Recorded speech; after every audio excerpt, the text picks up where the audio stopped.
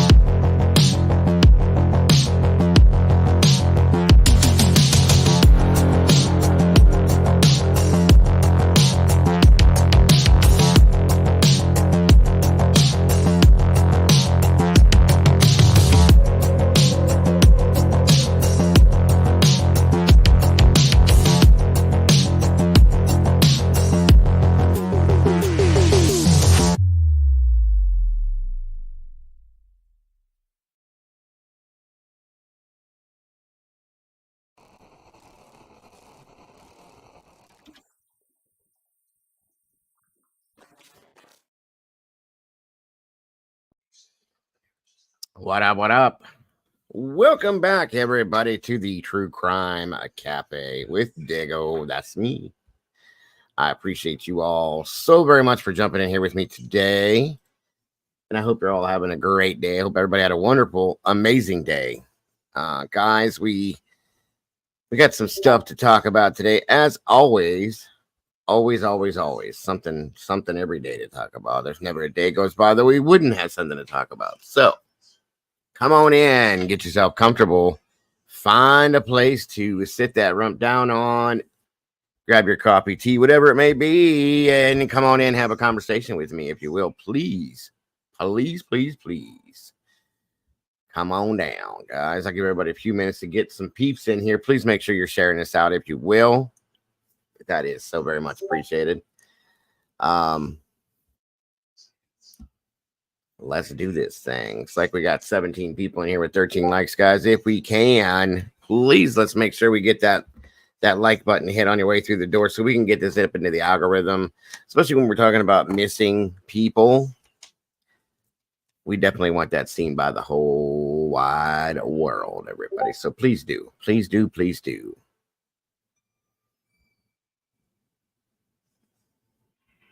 Come on down. Let's see who we do have in here so far. gracing us with her amazing presence. Looks like Brittany F in the house. Welcome, Brittany. Hola to Miss Annie Ruler. Welcome to great to have you here, Annie. Thank you for joining us. Nada Drama Nana's in the house. Thank you for joining us today, Nana. Diane R. Good to see you, Doc. Welcome back to you. Great to have you here today. Bonnie M. Welcome back to you, Miss Bonnie. We love you. Thank you for joining us. Salty Sleuth in the house, everybody. Miss Leslie, great to see you today, dear. Great to have you here. Brandy B, the OG's in the house. Again, thank you for joining us, Brandy. Andy Rose, thank you for joining us again today. I appreciate you so very much. Garut, what's going on with you? Good to see you today. Good to have you here. Tracy Smith, welcome back. Good to see you. Moni in the middle. Where's she at? She's in the middle. Hello, Miss Moni. Thank you for being here today with us. I appreciate you very much. Bo Pace, welcome to you. Great to have you here. Great to see you. Pugopolis, welcome back to you. Great to have you here. Taylor with Stitchin', Bitchin', and True Crime. All of them things are good things, depending on what you're doing with them. Great to see you, Taylor. Thank you for joining us. Come on in, everybody. Please find a seat. Let me turn this noisy thing down in the background.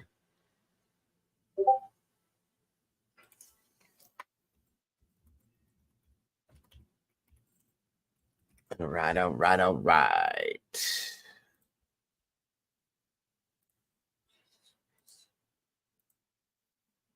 And it's down. Okie dokie. Come on in, everybody. Terry Martin, welcome back to you, dear. Great to see you. Thank you for being here. Ange Carter's in the house. Welcome back to you. Darcy Miller, welcome. Great to see you again, guys. Please share this out with anybody you think might want to hear my big mouth running. Please. Doc's in the house. Draw Latina. Hola to you, ma'am. Good to see you. Misty Blue, welcome back. Great to see you. Great to have you here. Yes, guys.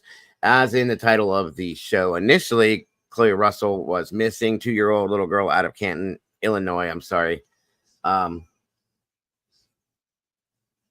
She's been found, guys. Thank the Lord she's been found. I'd rather report that kind of news than the other. So God bless her. Little heart. I hope she's okay. Everything's safe and sound. We might still talk about it just a little bit, but that'll give us room to talk about some other important stuff as well, and that's perfectly fine with me. So come on in and grab a seat, and please get comfortable. Thank you so very much, Miss Bonnie. $5 super chat. Always a pleasure, Dago. It is always a pleasure to have you here, Miss Bonnie. Thank you so very much.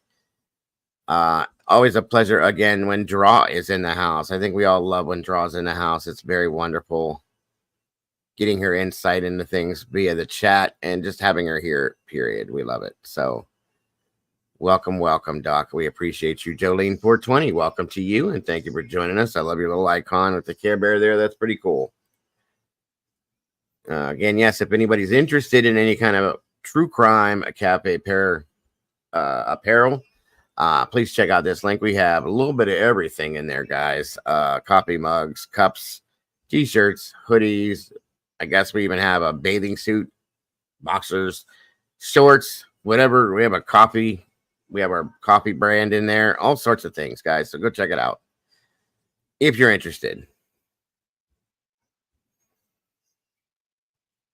I absolutely agree with that, Miss Brittany. More than you can imagine. It's got me wondering some things. Lala, welcome to you. Good to see you. Come on in, everybody. Again, share this out to anybody you think would be interested in talking about what we're going to talk about, and then some. Please, no BS. Absolutely. And welcome to you. Come on in, everybody. Welcome back, Wildfire. Kaylee, great to see you guys. Thank you for joining us.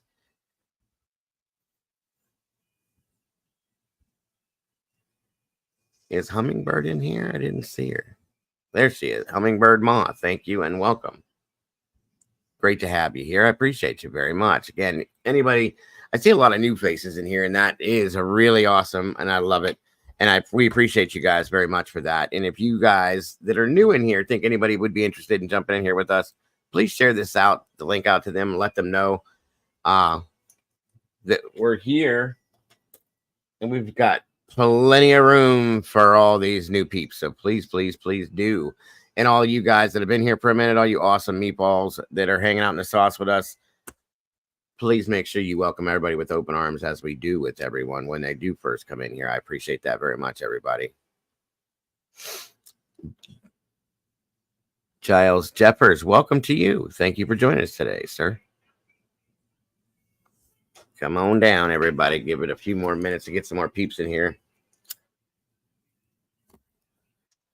And again, guys, if you have not yet subscribed to the channel, I would recommend, if you like what you see in here, that you do, and make sure that you do hit that that bell up there so that you don't, the notification bell, so that you don't miss anything we put out. I put out a couple shows a day, sometimes more. It just depends on what's going on and what I'm doing. So you don't want to miss anything, guys. If you will, please, I appreciate that. Mr. Jeffers, that is not a problem. I appreciate the people that lurk, as they call it, as well. If you can, though, please just hit the like button to help us get what we're talking about up in that algorithm so that everybody can see what we're doing in here, guys. But that is absolutely okay. We don't support the drama in here, Giles. We don't run with any drama as well. We're in here for true crime and true crime alone, nothing more. So, but I appreciate your feelings on that, sir, very much. I have an amazing. Speaking of which, thank you to the Blue Crew for joining me today. I could not, would not, nor should not try to do this ever without you guys. This team is an amazing team, and I appreciate you all so very much for joining me today. Ray Baldick, welcome back to you. Great to see you. Let's see, who do we have in here? Andy Rose, Brandy B. I think that's all I got tonight. And that's, oh, Salty's in here as well. Well, that's more than enough. So thank you, mods, for being here and doing what you do every day. If you will, I appreciate you so very much.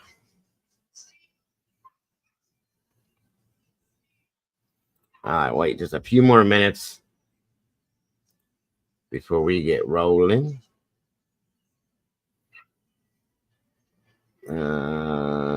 That way we don't get anybody missing anything in here.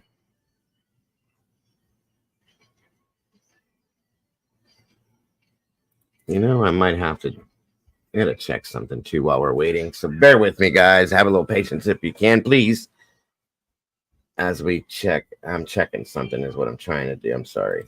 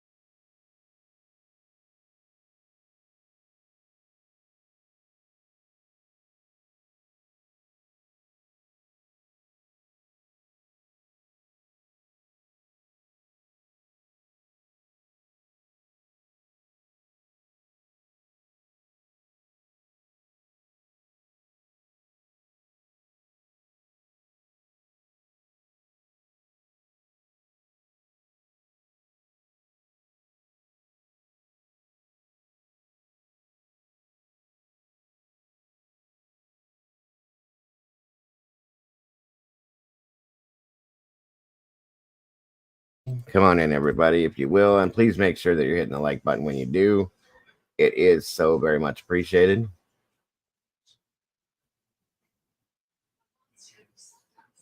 We're about to get started here just in a moment.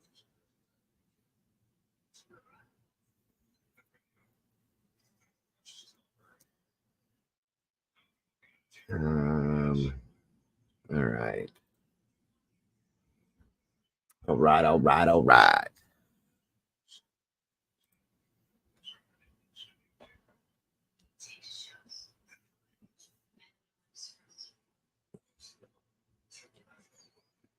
What do we got here, Miss Annie? What are you saying? Gal was posting on Discord my email. Dago has my email. If anyone sees her, my friend lives on Whidbey. It will snoop men at the base, give her a vehicle. She worked hard, needs comforts. All right. Thank you, Annie. Mystery's in the house. Welcome back, Mystery. Good to see you tonight. And looks like Miss Jolene has become a member of the sauce. We got a new meatball in the house, everybody. Thank you so much, Miss Jolene, for joining us. We appreciate that very much. Welcome to the family. I hope you enjoy your stay here at the cafe. That sounds awesome, Ange. And we appreciate that very much. So again, guys, as we stated, or as I stated, I'm sorry, I was trying to hurry up and get in here with this story about the missing 2-year-old to get it out there, but thank the Lord, my understanding is she's been found. Welcome, Tomboy. And she's safe and sound, which is an amazing thing. I believe she's at the hospital at this moment being checked out to make sure she's okay.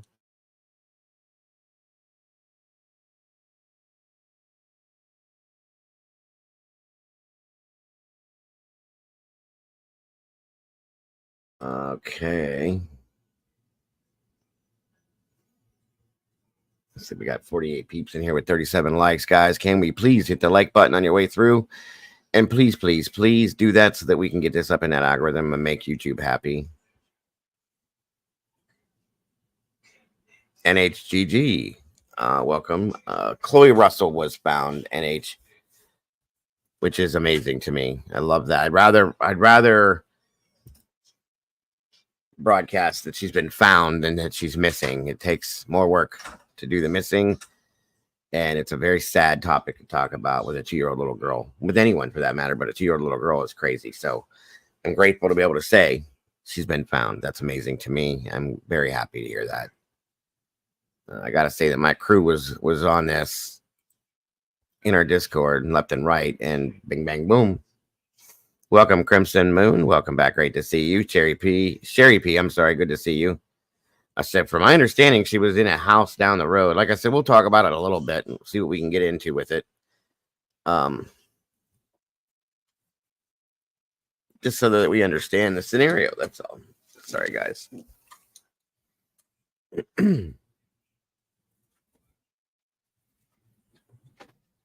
Welcome, Jaded. Great to see you again. Thank you for jumping back in with us. Hope you're having a wonderful day. Hope all you guys had a great day today. And I hope for all you hard workers out there, you didn't work too hard. One more day and it's done for the week for the most of you guys. But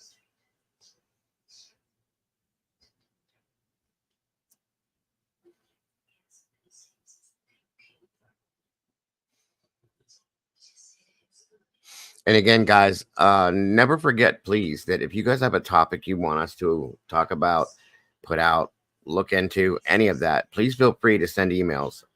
We have no problems doing that. I've done that a lot in the past to help out with a lot of different things any way I can. So please feel free to do that. We definitely look upon that as good stuff. So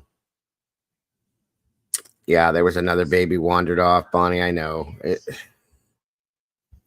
Guys, please, if you have children, take care of them. And if you don't want them, don't have them. That's all I can say, guys. Do I know what an EMF? Yes. We use the EMF detectors for picking up voice fragments. So, and I do know what a REM pod is as well. You're talking about for ghost hunting stuff? Yes, I know what that is. Alicia J, great to see you, dear. Thank you for joining us. Kim North of 54th. Good evening and welcome.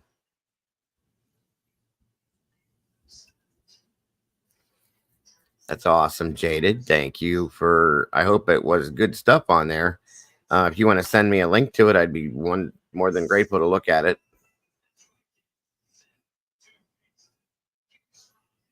It may be the one I played, Jaded. I don't know. I just played one this past week, but if not, I'd love to see it. Anything on Lady Bird. Again, I believe when Mom gets back from vacation, I'm going to try to reschedule Dash to come in here, and we're going to pick up where we left off with Lady Bird's, the case in Lady Bird Lake. Yeah, both of those are ghost hunting tools, Tomboy. It's the paranormal. Okay, gotcha. I may have looked at that one. I may have seen that one. In fact, let me write that down to look that up. Thank you, Dated, very much.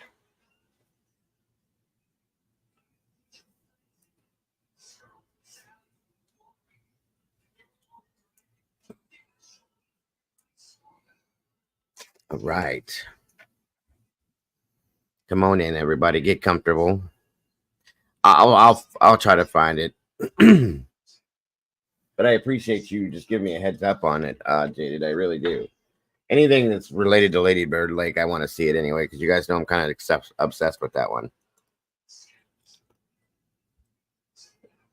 I think so, Andy. I think so.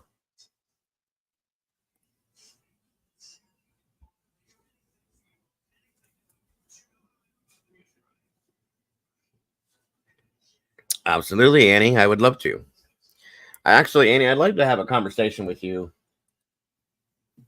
possibly about having you joining me up here and giving a little insight in some of the stuff we do with your experience. If you're interested in that, of course, no pressure.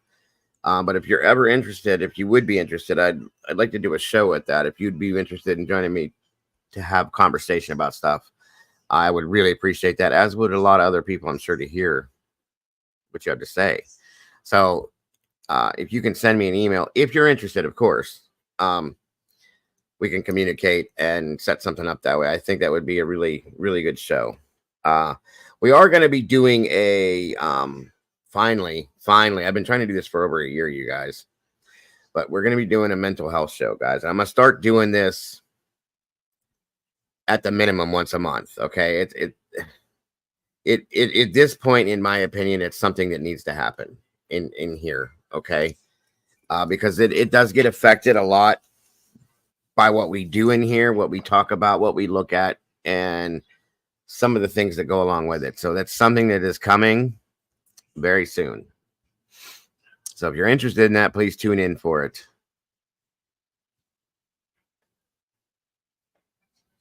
I do, Hummingbird. On Fridays, we have Paranormal Fridays. Actually, what I'm doing, I have two producers in here that are producing the paranormal content. And I'm going to be starting a third channel here, and it's going to be nothing. It's going to be called The Paranormal Experience with Dago, or something like that, roughly. But we're going to be doing a complete separate channel that's going to be dedicated to paranormal itself. Andy Rose and Molly Drake are my producers that will be producing the content for that channel. And hopefully, in some senses, I believe Andy's probably going to be my co-host there. And if I can convince Molly to join us, I would like to have her joining me every now and again too. So that will be happening too.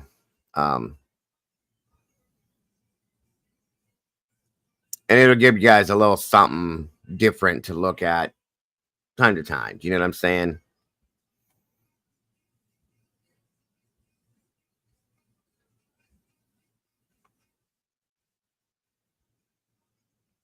Absolutely, Annie. Absolutely. Just let me know. Like I said, you can send me if you can send me an email, we can start to communicate in that sense, so on and so forth. Miss Cassie's in the house. Hello. How are you, Miss Cassie? So, I just wanted to give you guys an updates on some of the things that we're going to be doing.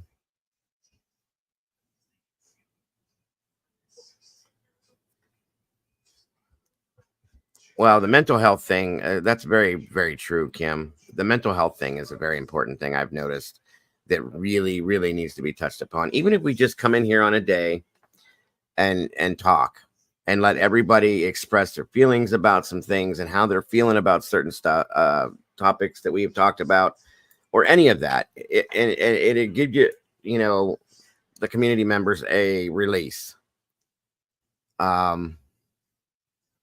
I was already in that thought process, Andy. That's funny you said that, actually. Yes, NH. It was in Canton, Illinois. We're going to be bringing that up here in a minute and talking a little bit about that. I think anybody could, Brandy, a little bit here and there.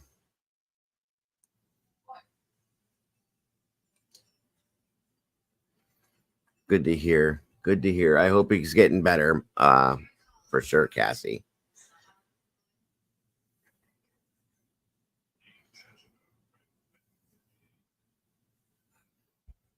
Gotcha, Annie. Gotcha.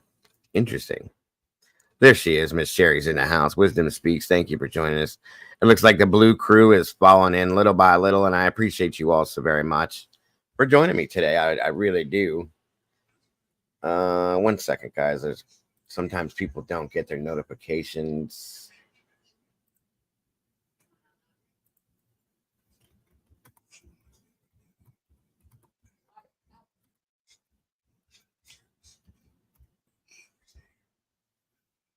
And a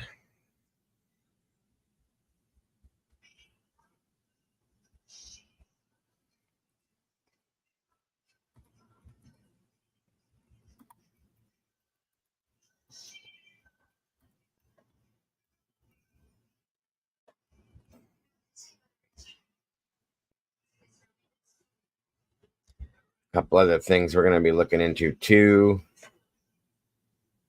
that leading up to some other stuff we've looked into.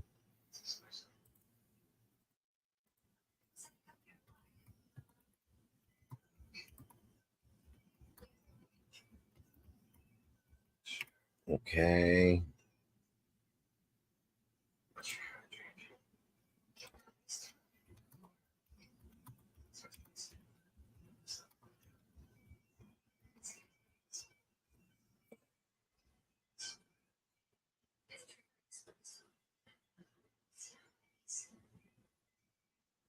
All right. Music City Mom's in the house. Welcome back. Good to see you. Mama Bear is in the chat over here. Thank you for joining us in the chat, Mama Bear.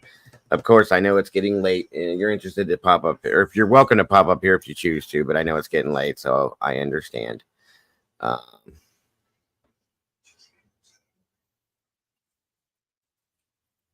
I do agree with that, Mystery. So many forgot that even listening to the drama affects everyone. Cases also, kid cases are, in my opinion, the hardest to cover, and knowing when to step away or to heal yourselves when covering 100% Mystery. That's why we're going to be doing our own little mental health shows in here, because it's definitely something I think that needs. Welcome, Michelle Weddle. It needs to be put in here and spaced out with the other stuff we do. You know, we need to be able to take time to decompress from this. And I try to do that too. I do music shows here and there and other things to take our minds off this stuff for a while, or after a while, because it's a lot. It weighs on your minds, guys. So, and after a period of time, it just gets to be too much. Even for me, it's been rough on me sometimes. So again, since we have about 67 people in here, I'll just give you guys a heads up. In the title, it said Chloe Russell missing. She was a 2-year-old missing out of Canton, Illinois. She has been found. Let me see here if I can find something to show you guys that it has happened. 1 second.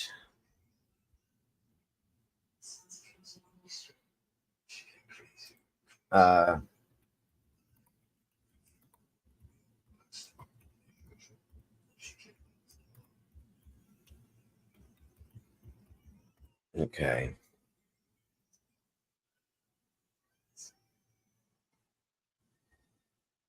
Where are we at here? Give me a second.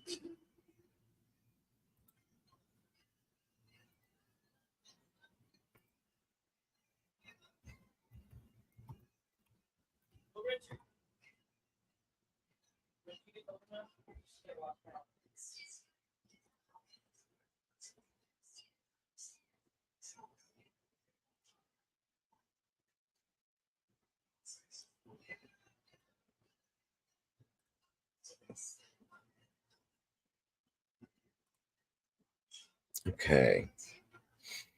So I'll show you what we had. Part of what we had going on. So hey, Doodle, welcome, Doodlebug. CG, thank you for joining us. All of you guys that are in here, thank you for joining us tonight. I appreciate you very much. And guys, I may be doing the. All right, Mama Bear, thank you for popping in the chat. Either way, I may be doing the back to backs like I did last night again. Um, so this is 2-year-old Chloe Russell. It says a 2-year-old girl went missing early Thursday morning. In Canton has been found. A 2-year-old that went missing early Thursday morning in Canton has been found. The Canton Police Department posted on Facebook that Chloe Russell has been located alive and will be receiving medical attention, but is expected to be fine. The girl went missing around 6:30 a.m. this morning at her residence in the 500 block of Custer Place in Canton, police said. The FBI, Illinois State Police, Fulton County Sheriff's Department, and Canton Fire Department assisted in the search. The task force used drones, airplanes, K9, and manpower to attempt to locate the toddler, police said. So here's the thing, guys. My understanding is that this little girl, and if I'm wrong, anybody can tell me, but from my understanding, this little girl was found in a home within the vicinity of where she was living at. And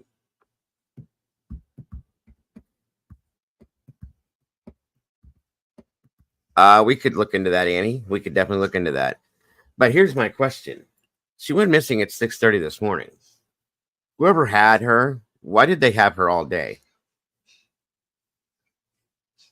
And, you know, from what I understand is that they didn't find her till they went door knocking.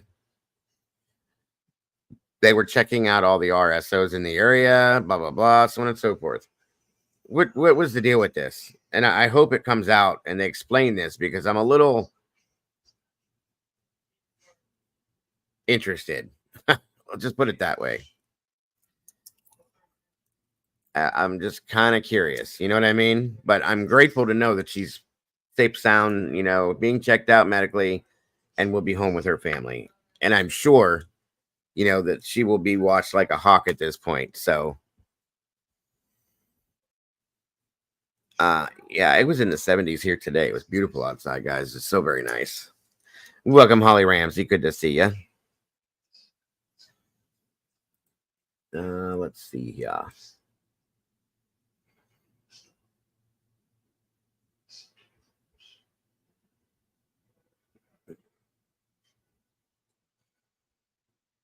Okay.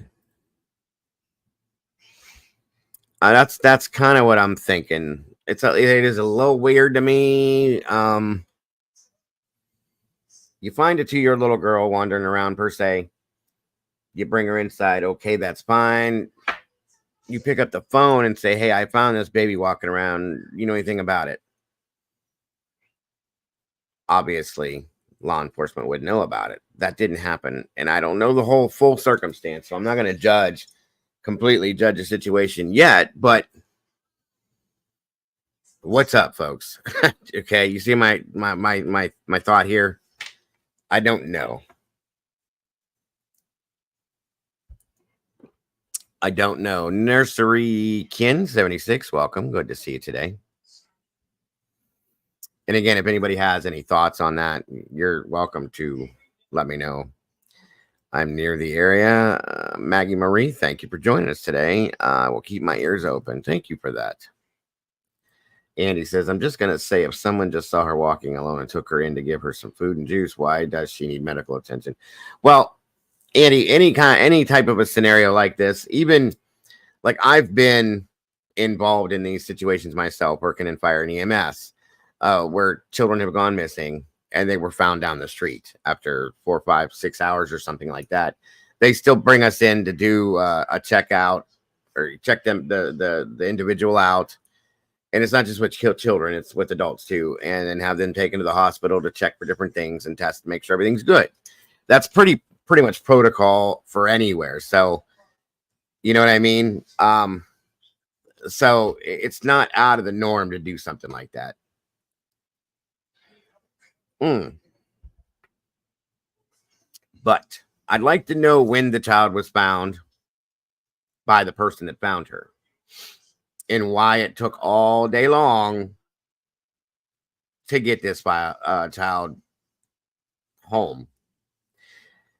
If I'm outside on my front porch, which I'm in a very rural area, so it's not likely to happen, but I'm just saying, if I was outside on my front porch and I saw a baby walking down the road or rumbling around in the yard or something, I'm gonna run out and grab her, make sure she's safe. I'm gonna pick up the phone, dial 911 immediately, and say, "Hey, I just found a baby out here. Do you guys have a child missing anywhere? Do you know why I would find this child? You know what's going on?" Bing, bang, boom, just like that. There's not gonna be an 11-hour, 10-hour, 8-hour delay. It's boom. What was going on within that 11-hour period is what I'm nervous about. You see what I'm saying? And I do know, based on Molly put together, as she does, maps on these things like immediately. Well, let me see here.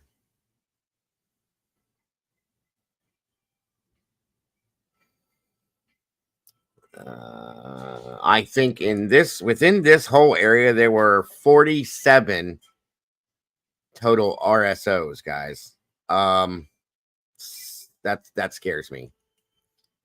Okay, and that's what I worry about, truly. So,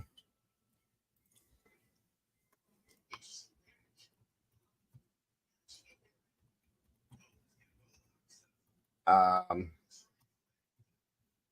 I'll show you this map here real quick.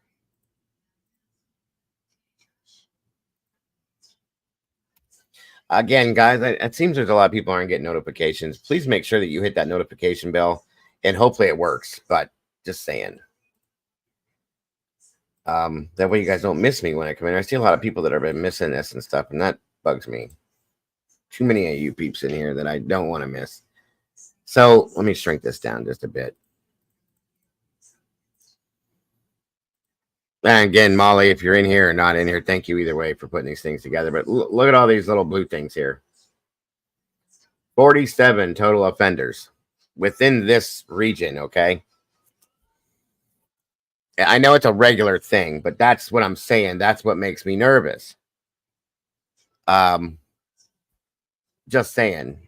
So, and this is just in a look.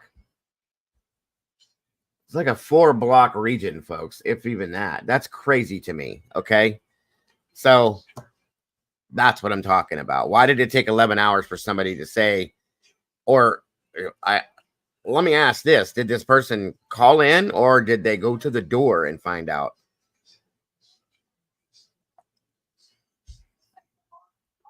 You know what I'm saying? And yeah, Salty's right. This is just, we went and looked into this immediately when Sebastian went missing. And Salty honed in on this immediately. Like there's a lot of them around him where his vicinity too.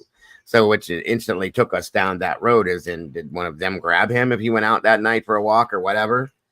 You know, and that's been stuck right there in the brain, folks. Just saying.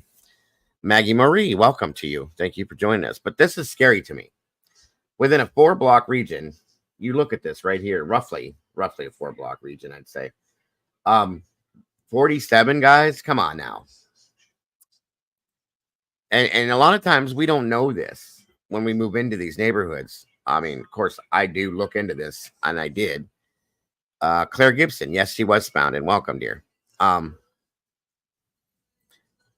says, from what I've heard, they found her because they went knocking on doors of the RSOs. See, there it is. See, that's a problem for me. That's a problem for me. What was the person that had her planning? Were they gonna? And I hate to sound like this, you guys, I really do, but I'm sorry. You know what I mean? If this person had her since this morning, as far as I can tell, she was. Sunshine, back to Blue 84. Welcome to you. I like your name too. She was found safe, thank God. Yes. Oh my God, each blue markers are. So I wonder if we have something like that. I don't know if Canada does have that or not, Holly, but you should. You definitely should.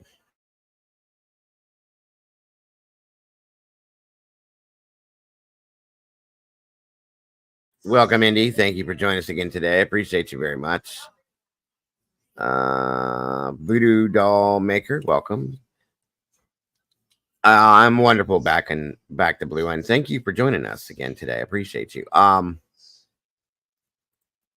Let's see here. Mystery says, "Oh my God, less than a mile from me to the east is an SA collection at same address. Even crazy, less than 2 minutes. See, it's a scary thought, folks, especially if you have young ones. Okay, it would definitely make sense to take her to the doctor. Yes, Terry, because she can't tell. She's not be able to tell anybody this happened or that happened, and you need to do that to ensure that she's okay. And I don't even. I'll be honest with you guys at this point. I'm not lying either. I don't even want to know. I don't, because it doesn't do anything but infuriate me more, and it just it escalates my anxiety. I don't even want to know. If she's home with her parents and safe and sound, that's very important to me. I don't want to hear if something happened at this point. I'm telling you guys. I know that sounds horrible to say that, but because it just escalates my anxiety to a level that I can't do anything about it. I can't control that situation, knowing that this person had their hands on this child. It's very, very irritating to me. So I pray to God this child was safe and that she is safe, but that nothing happened. That's all I'm saying. That's what I'm worried about, Bonnie. That's definitely what I'm worried about right there. I'm leaving this map on the screen for a minute for a reason, guys, because it's sickening to me that families have to go through, just as I did, where I lived before I moved in here. We didn't do it because I didn't expect where I was living at for it to be, and we lived in a duplex because we were in the midst of trying to find a place to buy, and we moved into a house. Or, I'm sorry, we lived in a house across from the duplex that we ended up moving into. The house was sold. We had to move over the C word. We moved as we were living in the house across the street. Come to find out, there was a RSO living in that one half of the duplex, right? And he had been to prison. Come to find out, he couldn't function very well because of what they found out that he was in prison. When he was in prison, what he had done, which was horrific from what I understand. And they hurt him really badly. So he was he had a nurse and everything taking care of him. Young guy. I think he was like late 20s, early 30s. And the whole neighborhood found out who he was and made a push. And eventually the homeowner asked him to move. And he did. So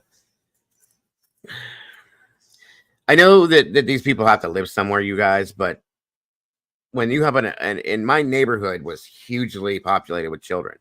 That's why, okay? That's why the neighborhood did what they did, went to city council and said, we're not comfortable here. You know, we pay taxes. We have rights. We don't want our children outside in this neighborhood playing, riding their bikes around the neighborhood, because this guy would sit on his porch. He was kind of vegetized, as you would call it in some sense. He could move, he could walk, and he could talk, but he was really, really, he had been injured pretty good. But he would sit on his front porch, and it just would creep people out in the neighborhood. Like, why is he sitting here? Are you staring at our kids? You know, Caden at that time, my son was about 10.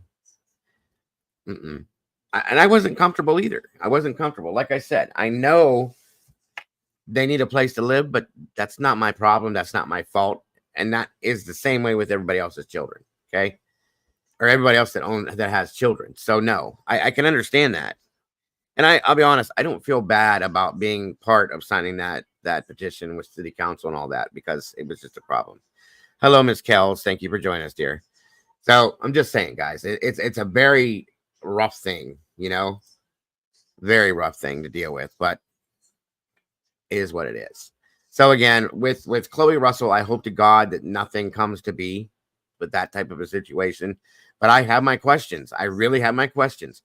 What took 11 hours for that child to be called in? Or why did somebody have to knock on the door to find out that child was in that home?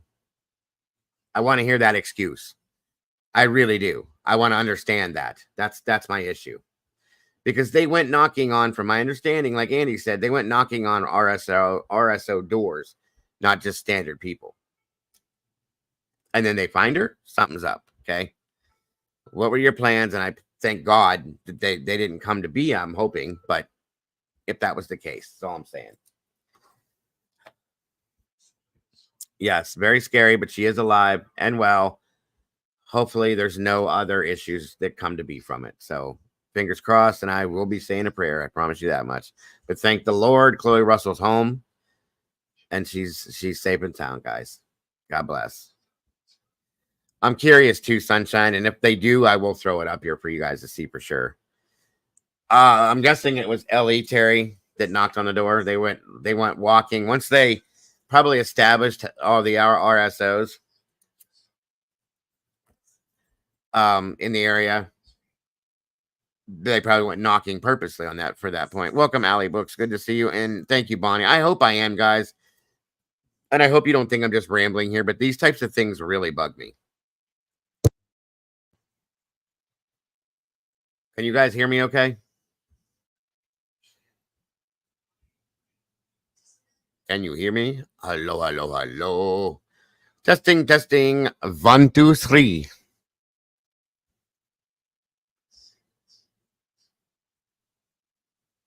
Okay. Did your ear go out for a minute, Salty? It's probably just a system issue. I get it, though.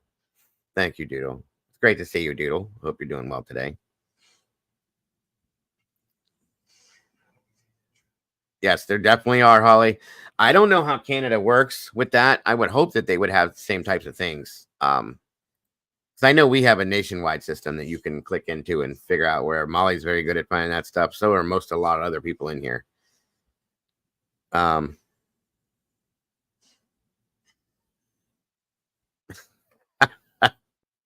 Okay, then.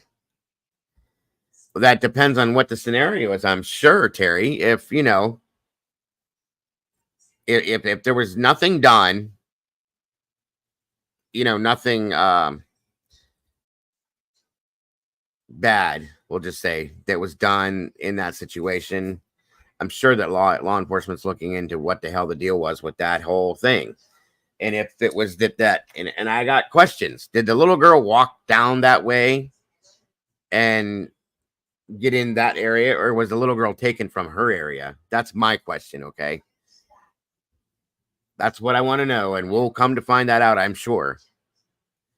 Yes, that's very true. And Salty's right. Every state within the 50 has a database that you guys can subscribe to for this, because I think it's something that needs to be done at this moment, guys. There's so many changes that we've had to make in our lives because of these things. So it takes a little time, but it keeps our kids safe, and we have enough struggles with that right now. So please, if you have that option to do it, especially if you have little ones.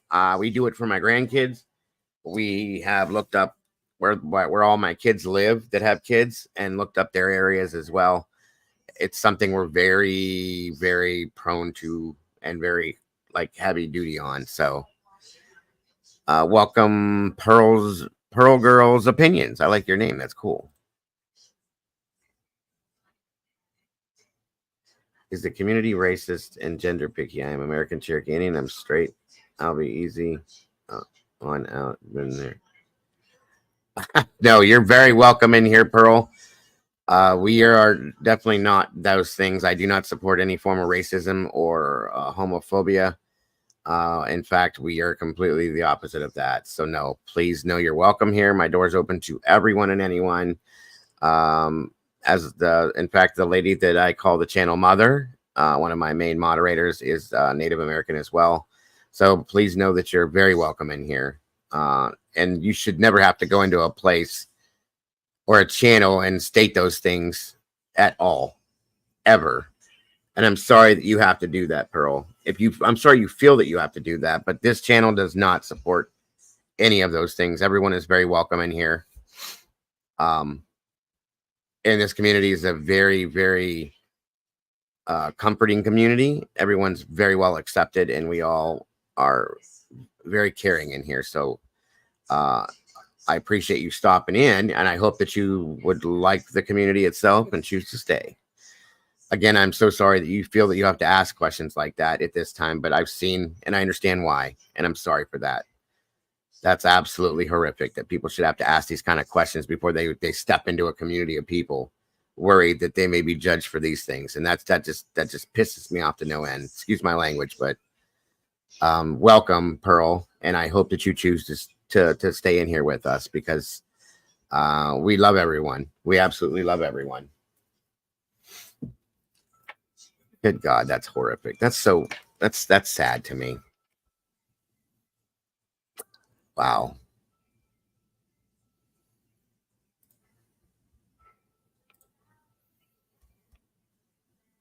It is absolutely salty that it's you should never have to on YouTube.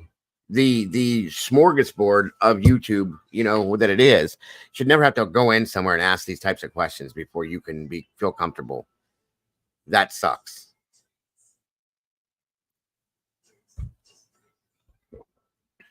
It makes me sad as well, Princess. And welcome, Princess. Good to see you.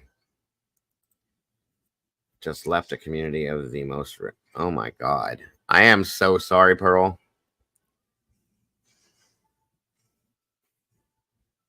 I'm so sorry. Please know that we are definitely not that in here. We're a multicultural, multiracial, multi lifestyle community. Um, Jesus. No,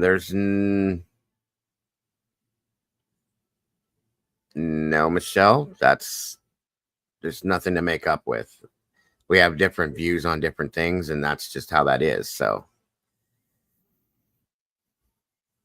I go my way, she goes her way.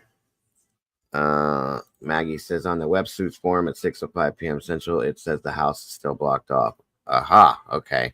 So maybe there was a situation with that then, Maggie. That's interesting. Thank you for that. Thank you very much, Jolene. I appreciate that so very much. I really do. That means everything to me. I think I had seen you in you some in her chat, and I won't. No, I mean absolutely. Depending on which community it was, it takes time to learn who people are sometimes. You know what I mean? But I definitely don't support anything like that kind of stuff. I've lost some people in here because of that, because I won't support those kinds of things. So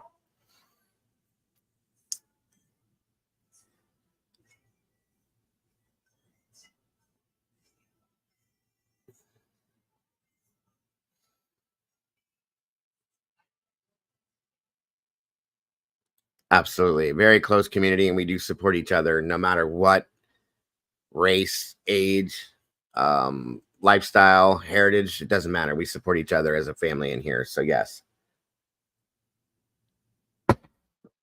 Lauren, that's what my question is too. Did the little girl walk away or was she taken? That's what I want to know. Truly. Um,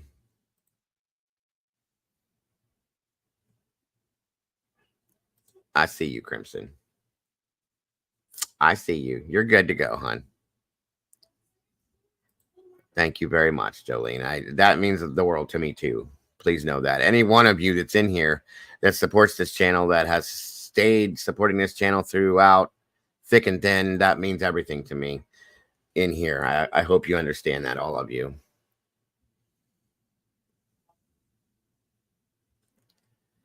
Not that it matters to me at all, but she talked with her slang. Not that bad. I went in and looked and see was not at all how she. I understand. I understand completely, Pearl. Sometimes that, like I said, it takes time to get to know people in some senses. Sadly, that is the way it is nowadays. So I completely understand. Welcome, history genealogy collector Cynthia. And I, again, greatly appreciate that very much, Cynthia. Thank you for that. I definitely try to be the best that I can. I truly do. And I truly care about people, sometimes to a fault. So I can promise you guys, I got your back. From what I read on the forum, they suspect the FBI got involved because the yards are big and wide. You would see a kid. That's a good point, Maggie. You know, I think they grabbed her. I gotta say, I see you. I see you. Kathleen LeBrun, welcome. Yes, she was, and thank you for that report. I appreciate that very much. Greed Princess, I hope for it to stay that way as well. It was built and created to be that way, so yes.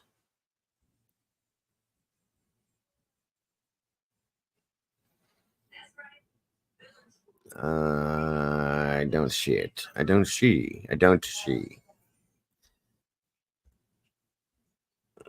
That's the only thing you got to worry about is you might get hit in the head with a piece of flying cake. Doodlebug likes to throw cake at people in here and hand it out. So that's probably the only things you have to worry about in here. Lauren Maines, again, welcome. It's great seeing the new faces in here, guys. Great to have you. No, Truth. There was a 2-year-old little girl missing out of Truth Nation. What's up, Willie? Good to see you, bud. There was a 2-year-old little girl missing out of Canton, Illinois, but she was found safe and she's home. Hope you're doing well, bud.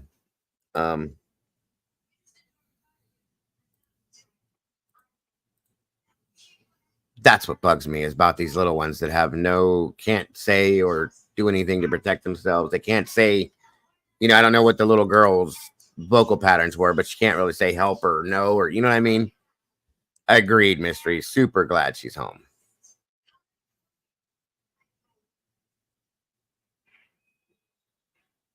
She was in bed when her mom checked, and 18 minutes later, she went to check on her and she was gone. See, that's what I'm wondering. Like, I don't know. What do you think, Andy? Do you think that somebody lured her out? Somebody took her? That she walked out? What do you think the deal is with this? I'm sure we're going to find out, but I think we do both, Hummingbird. We have buttercream and we have the whipped cream icing as well. Aaron B, what's happening, bro? Depending on the cake, I like the cream cheese too. Same here, bro. I'm glad myself, brother. It's good to see you, man. I've missed you too. I hope you're doing well. I hope the little girls do. Your daughter's doing well. It's been a minute, and I'm glad to see you, sir.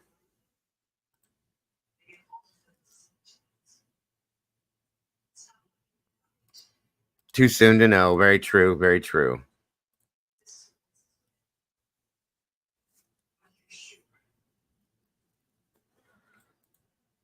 So rather than sitting here,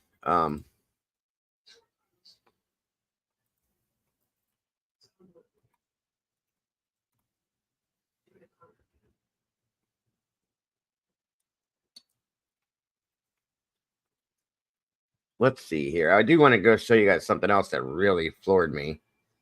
Mama Bear sent me this. When did she send me this? This morning, or no, earlier. Oh, Father. This was pretty crazy, you guys. But again, this is our world today. Miss Sharon Gibson, welcome and good evening to you. That's another thing for those that are new in here. We have a tendency to talk about food a lot, so be prepared. We get into these conversations it happens. So I'm just forewarning you. Okay. This is pretty wild to me, you guys. Facing homicide and child abuse charges after his 9-year-old was found dead in Picture Rocks. KGUN 9's Andrew Christensen is on scene and breaks down what we know so far. Yeah, Pat, this is just a really, really sad situation. I could actually still see some of the toys outside in the front yard. And I was talking to a neighbor who tells me that she describes the 9-year-old son as someone who is fun, someone who is energetic, and somebody who played with her daughter. But she says that everything seemed to be fine at home. And I have the interim complaint right here that says that the man accused of killing him was Anton, and he says that they say that he was accused of negligent homicide and also child abuse. With they only being across the street. You know what, Willie? I can honest to God say that I'm right there with you, dude. Anymore, it wouldn't be surprising. I wouldn't freak out. I wouldn't be like, oh, okay. Another interesting Friday, because truly this is what the world has become. It's so crazy nowadays. Every morning when I open my eyes and I turn something on, I watch my local news. I don't watch national news anymore, but I watch my local news, except for when they tried to assassinate Trump. I did watch some of the national stuff, but I don't watch anything else anymore because it's nothing but negative. But I do watch my local stuff that's very close to me. But anymore, when I open my eyes every day when I wake up, it's like, now what am I? I kind of sit back, like guarded, like what's coming, especially when I jump on here. You know what I mean? So yeah, nothing surprises me. I'm right there with you, dude.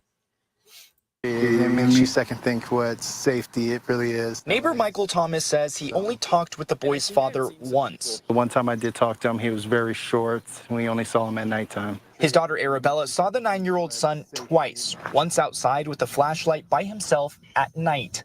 It looked like he snuck out and there was no parent. The Pima County Sheriff's Department says on Sunday night they found the body of a 9-year-old boy on the couch inside the house. An interim complaint says 38-year-old Joseph Antison told deputies his son got sick on July 12th. He told them he planned on taking his son to get medically checked out, but when he went outside to start his car and came back in, he says his son was shuddering and going limp. And after that, he could not find a pulse, and he wasn't breathing. He's 9 years old. He didn't even get a chance to live his life. It's so heartbreaking. It's scary to know that kind of thing that can happen so close. The complaint says Antison left his house without his son on July 12th and didn't come back until the 14th, the day deputies showed up. When they went inside the house, they said it didn't have running water or working toilets. We could have given him water and stuff like that. Deputies also say the house was filled with empty beer cans and water jugs with what seems to be urine, soiled diapers, rotten foods, and piles of trash near the couch where the boy's body was found. They also say there were venomous spiders, like black widows, inside the house. When deputies found the boy's body, they say he was decomposing. Heartbreaking to know that you have a kid and you see we have a kid and you're not there asking for. Okay, guys, here's the thing. I think what's been going on, YouTube's had some problems. What I need you guys to do, if you want to receive the notifications, it might be a problem, but unsubscribe from me and resubscribe, and I think it resets it, and then you guys should start getting notifications again. That's what I was told, at least. Try that out and see if that helps you guys. I'm so sorry, B. Welcome. It's great to have you here. See if that helps, though. And make sure you are subscribed, because a lot of people have been unsubscribed. Probably technical issues via YouTube. And that's happened a lot with this channel and other channels that I know of, too. So, just saying. Persistence. And based on Here, let me play that back, some of you guys. I may have interrupted and blocked something out, so I'm sorry about that. Right to there. Widows inside the house. When deputies found the boy's body, they say he was decomposing. Heartbreaking to know that you have a kid and you see we have a kid and you're not there asking for assistance. And based on the conditions of the house and the fact that Antison did not call 911, he is facing felony counts for negligent homicide and also for child abuse. And right now he's being held in the Pima County Jail. Reporting in Picture Rocks, Andrew Christensen, KGUN 9. A 9-year-old boy found dead and his father under arrest. Back on July 14th, Pima County Sheriff's Department responding to a call near Picture Rocks off of West Orange Grove Road and North Pelto Path. Inside the home, a 9-year-old boy was found dead on the couch. The child's father, 38-year-old Joseph Antison, was questioned and later arrested for child abuse and negligent homicide. Coming up on our shows at 5 and 6, we are live from the scene bringing you the very latest information.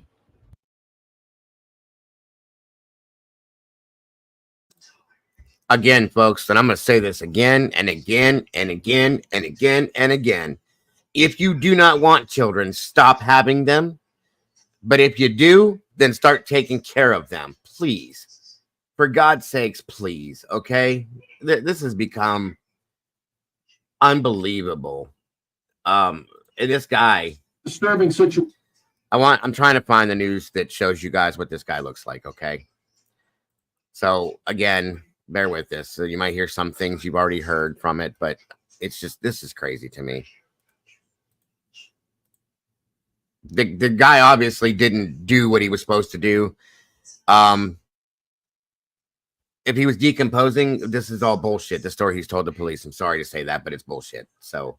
Situation coming out of the Picture Rocks area as a 9-year-old boy has been found dead. Good afternoon, everybody, and thanks for joining us. I'm Sean Mooney. And I'm Monica Garcia. The boy's body was found on a couch inside of a Tucson home. His father has been arrested. News 4 Tucson's Megan Spector is outside the home where all of this happened. Right now, the investigation is leading to more questions than answers. Megan, what can you tell us at this point?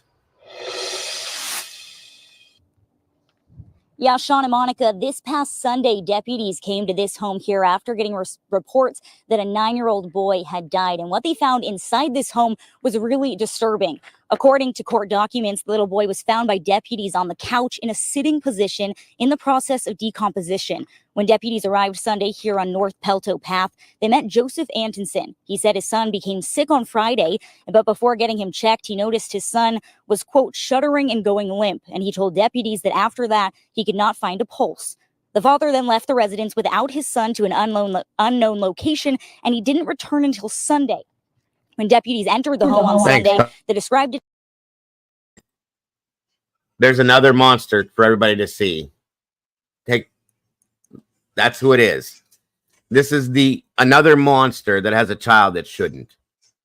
I don't know where the mother is. I'm sure we'll probably find out sooner or later when this goes to court itself. But if you don't want them, stop having them. And if you do want them, then damn it, take care of them, okay? Or give them to somebody that can. I'm so sick of hearing this shit. As being cluttered, and also noticed piles of garbage around the couch where the son was sitting, also with empty beer cans, large piles of soiled diapers, rotten food, spiders, and large amounts of 1-gallon bottles full of what appear to be urine. The father was arrested for child abuse and negligent homicide. This is an active investigation, but Pima County Sheriff Chris Nanos says there's a lot still unknown. So far, we're running into a lot of walls that nobody seems to have any records on him. Can't find it in public schools, can't find it with our Department of Child Services. So we are really asking the public to help us in that regard. If you have any information about this child, this family, or this home, you're asked to call 88-CRIME or 911. I did just speak with a neighbor who lives right across the street from here. I spoke with her off camera, but you'll hear what she has to say about the situation coming up at 5. For now, let's send things back to you. All right, Megan, thank you for that. Well, you're getting a live look right now at the Catalina Mountains from our...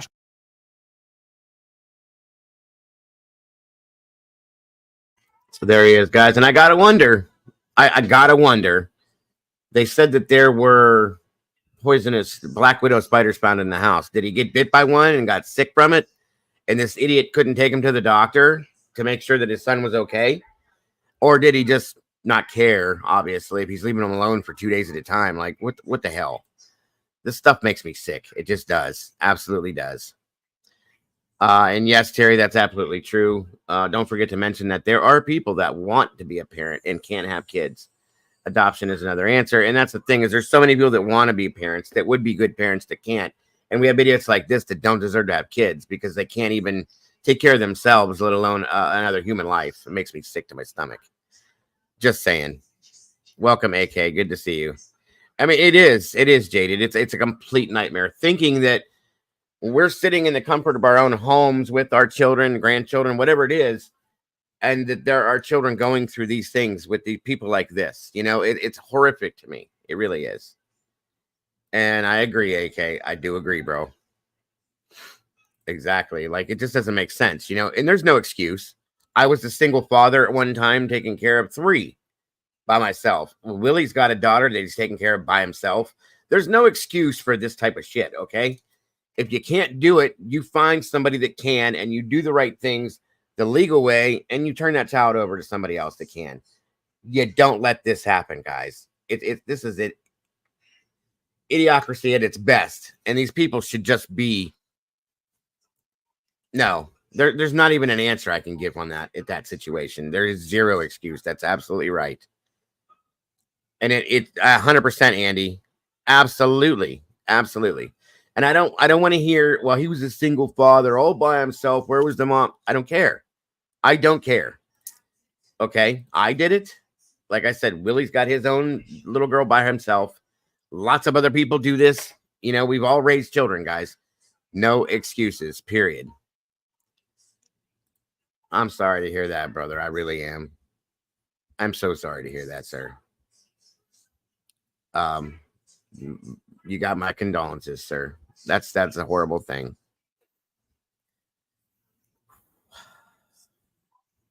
People, that's what I'm saying. There's people that want to have kids that would do anything for their children. And there's people like that can't. And we have these people that are taking full advantage of the situation and destroying our children. My deepest apologies, AK. That breaks my heart, dude. And yes, jaded it is. There's ways to deal with that, okay? We have spiders where I live, and because we have a child and grandchildren, we do the things we need to do to make sure that they can't harm us, you know? Yeah, that's very true, Miss Brandy. Very true. Wow. 100%. Absolutely. It's nothing but selfishness. Jesus. Shit makes me nuts.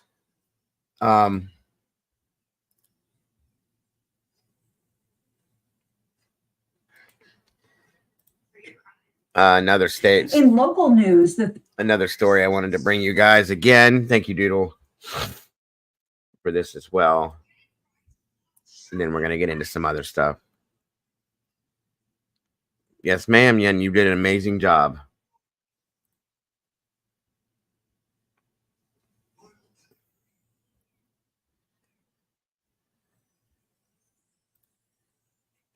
Amen to that, brother. God bless you for doing that. God bless you. You touched me with that comment, sir. Just got to tell you, you did. My apologies.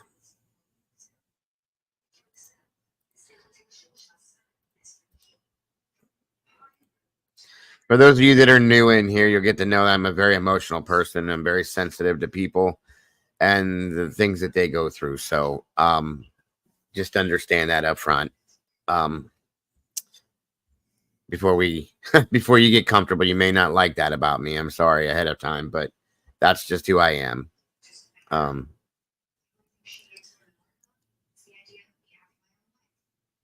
I understand, Annie. I definitely understand.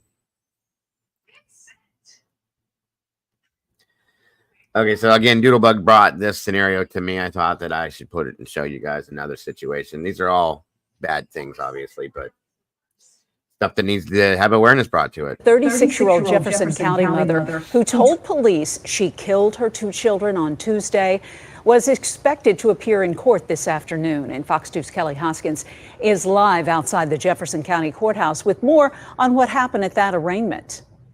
Ashley Parmalee is now facing murder charges. Today, she waived her formal arraignment, which means she has a public defender representing her. So the judge did not have to read those charges against her or the possible sentence that could be imposed. Parmalee is also facing charges in St. Francis County. Police say Parmalee shot her daughter in St. Francis County, so she's charged with first-degree murder there. The drowning was in Jefferson County, where she's charged with second-degree murder. According to court documents, the tragedy all unfolded Tuesday morning when authorities say a wet Parmalee went to the Festus Police Department and told officers there that she had shot her 9-year-old daughter, Scarlett, and drowned her 2-year-old son, Isaac. Festus police immediately went outside to the mother's SUV where they found her 9-year-old daughter suffering from gunshot wounds. Officers tried to save the girl, but she did not survive. Documents say video footage near a lake or pond in St. Francis County from a nearby camera showed her vehicle in the area and witnesses heard a gunshot. Authorities say she drowned her son at Timber Creek Resort. A preliminary hearing is scheduled for June the 6th. We reached out to the prosecutor, also the public defender, for a comment in regards to today's arraignment. We have yet to hear back. Reporting in Jefferson County, I'm Kelly Hoskins. Another scenario. Another one. We just talked about a woman in Sumner County, Hendersonville, that just drowned her child the other day. Now we have this. What the hell is going on, guys? Like, this is why I said that the mental health has become a real issue these days, more than it ever has been, in my opinion. Okay. And I know it's that we're just noticing these things, and we have more access to stuff like this because of the internet. But I honestly, I just don't see it, guys. It doesn't make any sense. This is crazy anymore. Okay, it really is insanity anymore. It's nuts. So there's another very sick and sad story, you guys. Very, very much. Hold on a minute. Let me give you the rest. A horrific tragedy. This will explain it a little bit more. That one there. All right. With some of them, there aren't. You're right, B. Sometimes there are, but sometimes there aren't.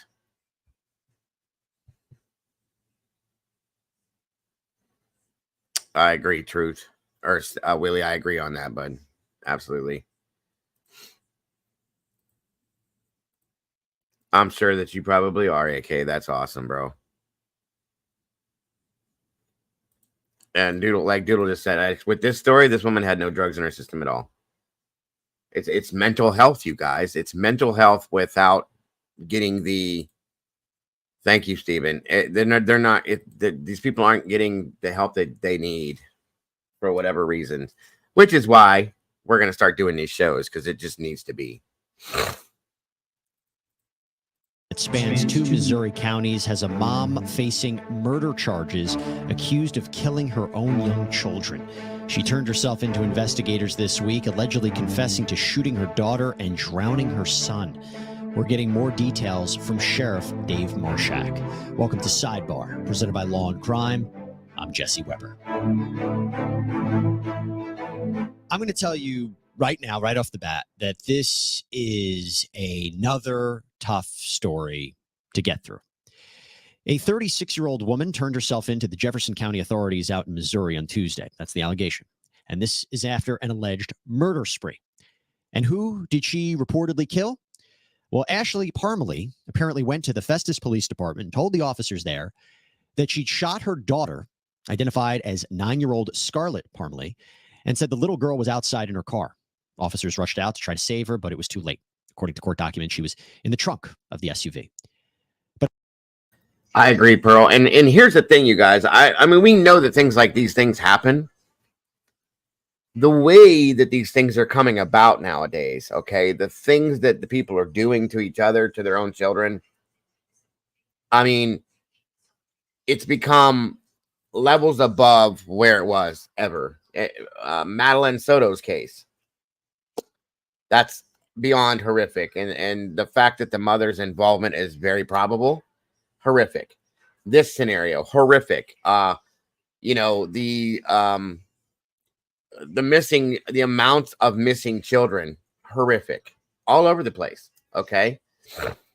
And the mass shootings has become commonplace, guys.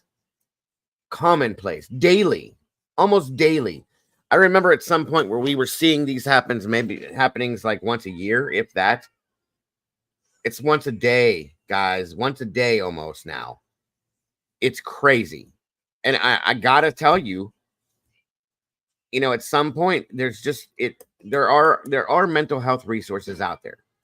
They've taken in-house facilities away in a lot of senses, in a lot of places. People aren't taking the medications that they're on for whatever reasons. We have a lot of homeless people that are mental health patients that, you know, but it's not even the homeless, it doesn't seem to be, that are involved in these situations. It's everyday people like you and I. That's what scares me. Okay. And that's what it is too, Mystery. A lot of people are just snapping. Now, I've read it. I can't remember where I saw this at, but it was a statistical like chart, okay, that says that after C happened, you know, the vid, that a lot of people, it's more commonplace with some of these things that happen. And I don't want to say that it has anything to do with it, guys. I haven't seen any medical proof. We'll just say that was it. Now, I don't know if the people being enclosed so long, maybe, I don't know. Something's happening.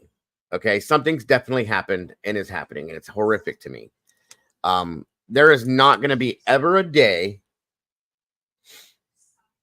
that I could come in here, turn this on, and do a show for you guys and not have something to talk about that doesn't involve missing children, something involving an RSO, somebody murdering somebody, or any of those things. There'll never be a day that I can't come in here and talk about that stuff with you, with something brand new each day. And you all know this. That's what's scary to me. You know, 30 years ago, these things weren't so relatively, I mean, they happened, yes. And like I said, I know this stuff's been going on for a long time. And it's just more prevalent now, or it's easier for us to see because of the internet per se, okay? But I still think there's still so much more. Still way so much more than there ever was. AK, you're absolutely, thank you, Doodle. You're absolutely right, AK. Ohio has so many missing kids here, guys. It's crazy. I blew up one night last summer, I think it was. I ended a late show I was having and was looking through something, and boom, saw the fact that 40 kids went missing within a 13-day period of time. I think it was almost 2 weeks. All in the same relative area, and there was no answers to it. I called Cleveland Metro Police, spoke with the chief, and his words to me, and a lot of you guys already know this, literally were, don't worry yourself so much about it. Most of them are runaways. Is that where the level of thought and care is at this point? Because a runaway child within a multitude of seconds can turn into an abduction or a deceased child, folks. Or a child that has been SA'd.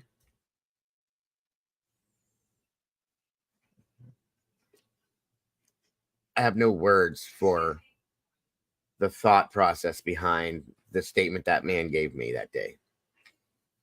I didn't even know what to say. I mean, I was beyond pissed immediately. But it's crazy. The child trafficking, the sex trafficking, the drug trafficking.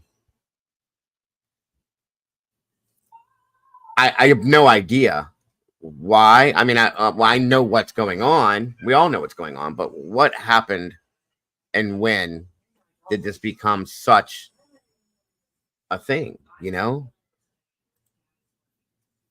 No, Mystery Hunt. It was the chief of Cleveland Metro Police that made that statement to me. When I contacted him, because I think I even did it live. I may have, I may not have, or I was doing it while I was live and I muted the call for whatever reason, maybe. But anyway, that came from the chief of police in Cleveland Metro. Okay. Don't worry yourself so much about it because most of them are runaways. How can you say that to me? I didn't even have words for him. I said, okay, thank you. Goodbye.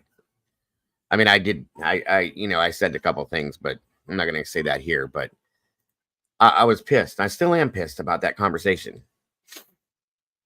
Thank you, Doodle. And you know what's salty in some senses? Yeah. Society gave up and gave in to some things. Yes. People have, there's Molly. Good to see you, Molly. People have faltered to what society has become. We can't do that. We can't do that. We cannot do that.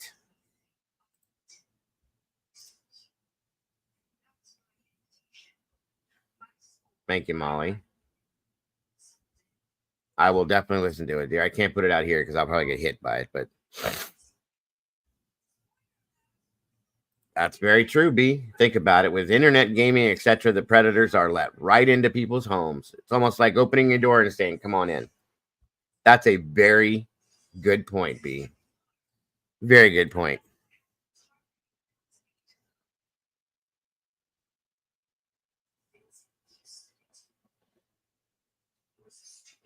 Again, thank you for that, Molly. In some sense, yeah, Jaded, that's a good point too, hon. I agree with you on that. I do. And again, I've been preaching this forever, but this right here is what's raising a lot of children nowadays, not parents. Parenting has become a joke, a lackadaisy type thing. Parents don't want to put the time in, the effort in. They don't want to teach anymore. Schools have become, in some senses, a joke. Okay, not all, but some. In a lot of ways, children are raising their parents now, guys. I'm just saying. That's my opinion. I don't expect people to agree with everything I'm saying. And if you do disagree, I respect that. I do. But in a lot of ways, children are raising their parents.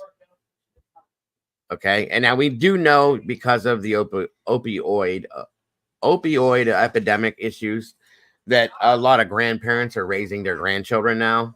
That's another issue. There's a lot of children that were put into the system because of that scenario.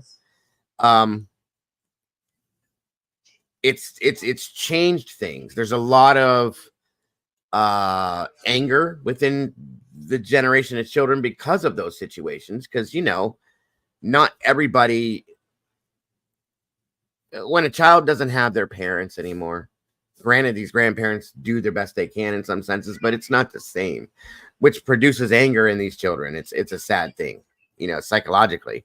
And then they rebel against the system. They have no fear of consequence anymore either. We know that. We've talked about that time in and time again, that there's no fear of consequence because there's certain laws that have been put into place that you can't do certain things. That doesn't help either. These children then in turn become adults. And then those adults have that same philosophy and that same, the way they think. And here we are. All of these things play into this, you guys. It's crazy to me.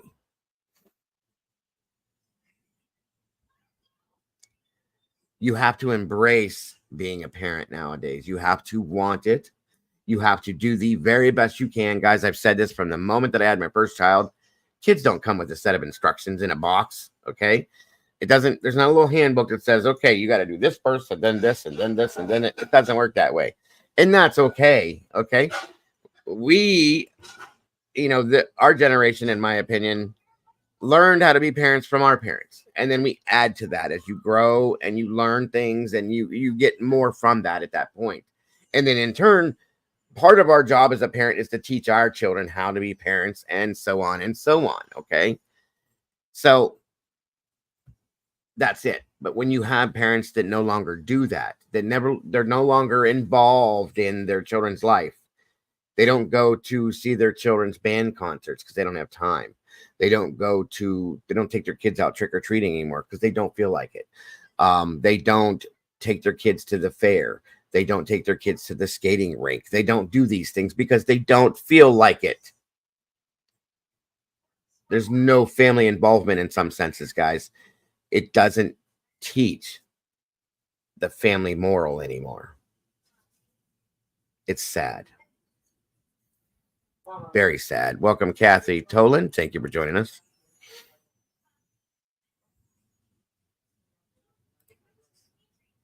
A child is dead after he went missing from a resort near Walt Disney World in Florida. That's horrible, Kathy.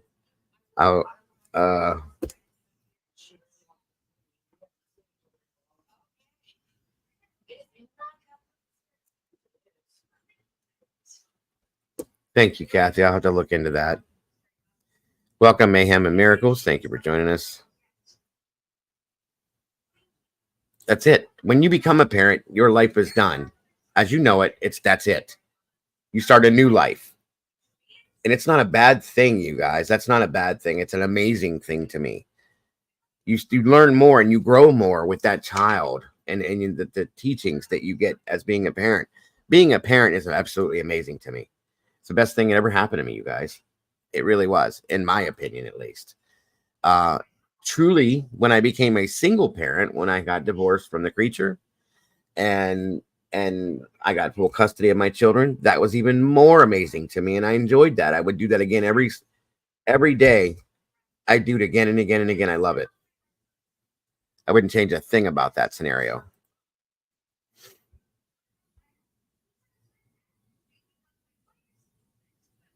It's very sad. Anyway, I'll shut up for a minute so we can hear this. I'm sorry, guys. But it doesn't end there. No, because Parmalee also told officers that her son, 2-year-old Isaac, was also dead at another location. According to the probable cause statement, his body was found in the pool of a fountain at a resort.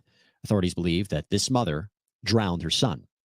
Parmalee now faces first-degree murder and armed criminal action charges in 2 different counties because of where each child died. And with respect to Isaac specifically, the charge was upgraded from second-degree murder to first. To talk more about this, I want to bring in a special guest. I'm joined right now by the sheriff of Jefferson County, Dave Marshak, to talk more about this. Sheriff, first of all, thank you so much for coming here on Sidebar. Thank you so much for the work that you do, particularly with this kind of case. I know this can't be easy. It is unthinkable to kind of process what we're talking about here. What is your initial impressions of this case? And then we'll get more specifics. Well, obviously, how the case unfolded was disturbing from the onset. I think for the officers who continue to investigate, they continue to be surprised at some of the evil that they're witnessing. And of course, our seasoned investigators, they deal with a lot of violence, but at the same time, this was particularly disturbing for our people and continues. They're very passionate about this investigation and getting to the bottom of it. Can you talk to us about how she showed up to the station and what she said? Well, when she arrived Tuesday morning, she parked in the parking lot in her vehicle. Thank you so much. Mayhem says, I love your channel, and thank you very much for the $5 super chat. That's amazing. That means everything. I appreciate you so much, and God bless. Casually walked in and approached the clerk. She was a little disheveled and some of her clothes were wet, but other than that, according to the video, you're looking at it just like a normal person walking into a business. And what did she say? Well, she approached the clerk first and shared that she had killed her 2 children. The clerk immediately ran back to where a detective and another police supervisor were sitting and told him, this person just walked into the lobby and claimed this. Now, from law enforcement circles, I don't want to say it's not uncommon, but because we deal with so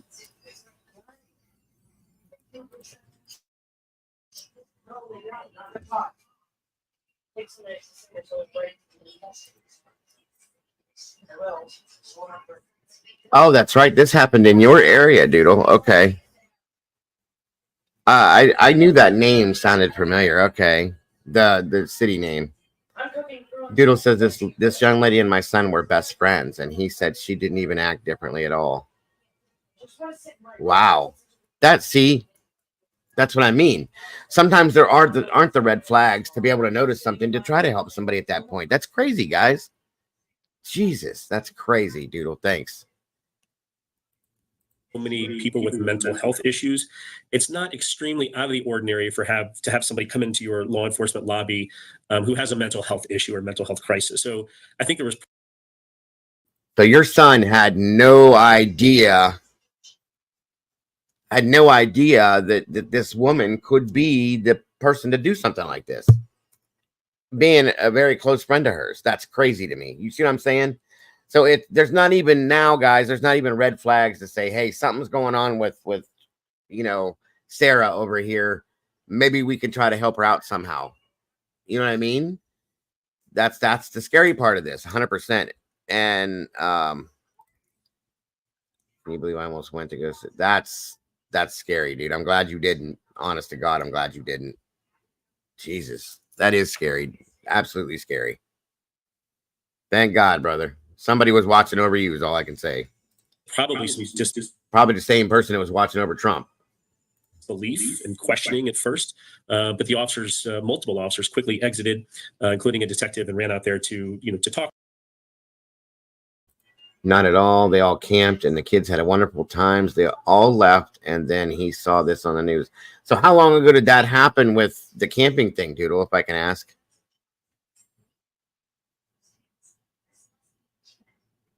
I wish you could join me up here, Miss Doodle. That would be wonderful to have a conversation about this, but I understand completely. It would help you get broke in for your channel, but if you feel like you want to, I would love to have you join me and we could talk about this as we're watching this. But Memorial Weekend got you. Okay. See, that wasn't that long ago, you guys. And you got to understand, like, was it an overnight thing? Was it a just at that moment a thing? You know what I mean? Good God.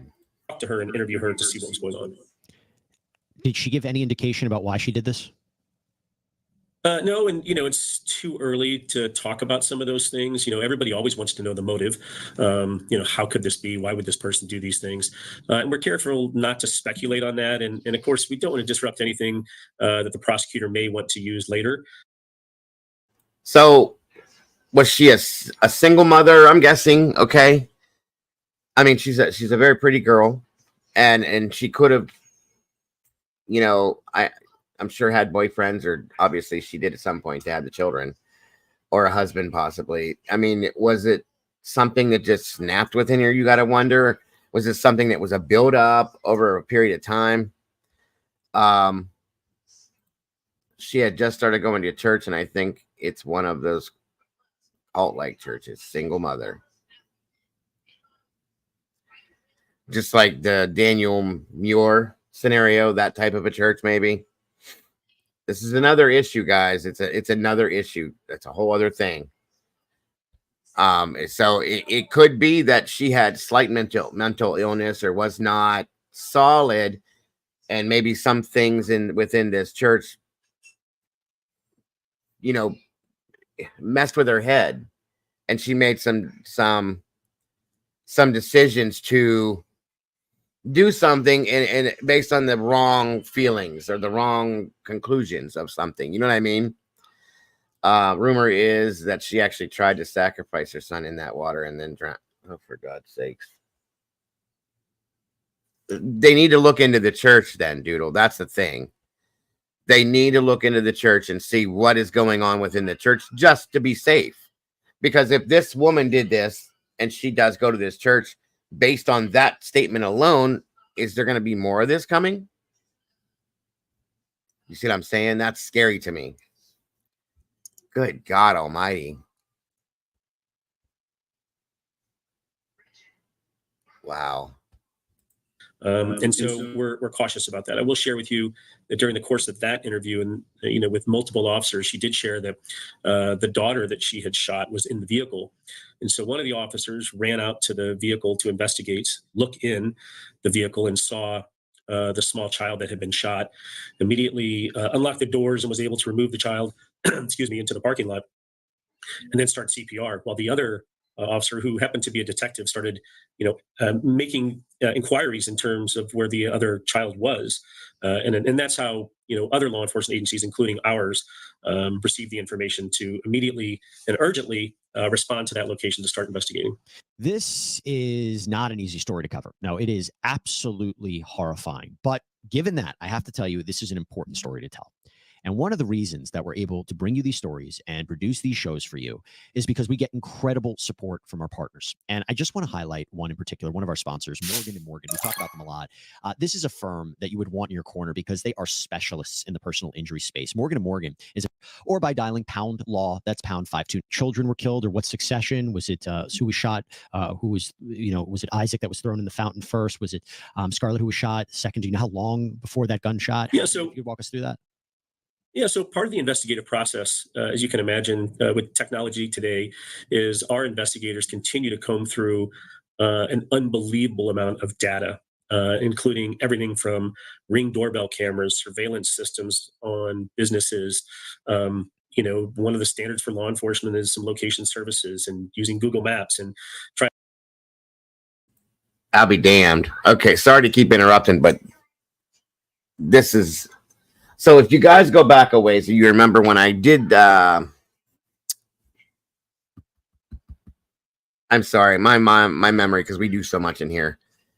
I brought that girl on here. We did an interview with her. It was a long show, and she talked about some things. Doodlebug put some stuff out as well, but there were a couple SOs, RSOs. Well, Mandy Yates, thank you, Doodle, thank you.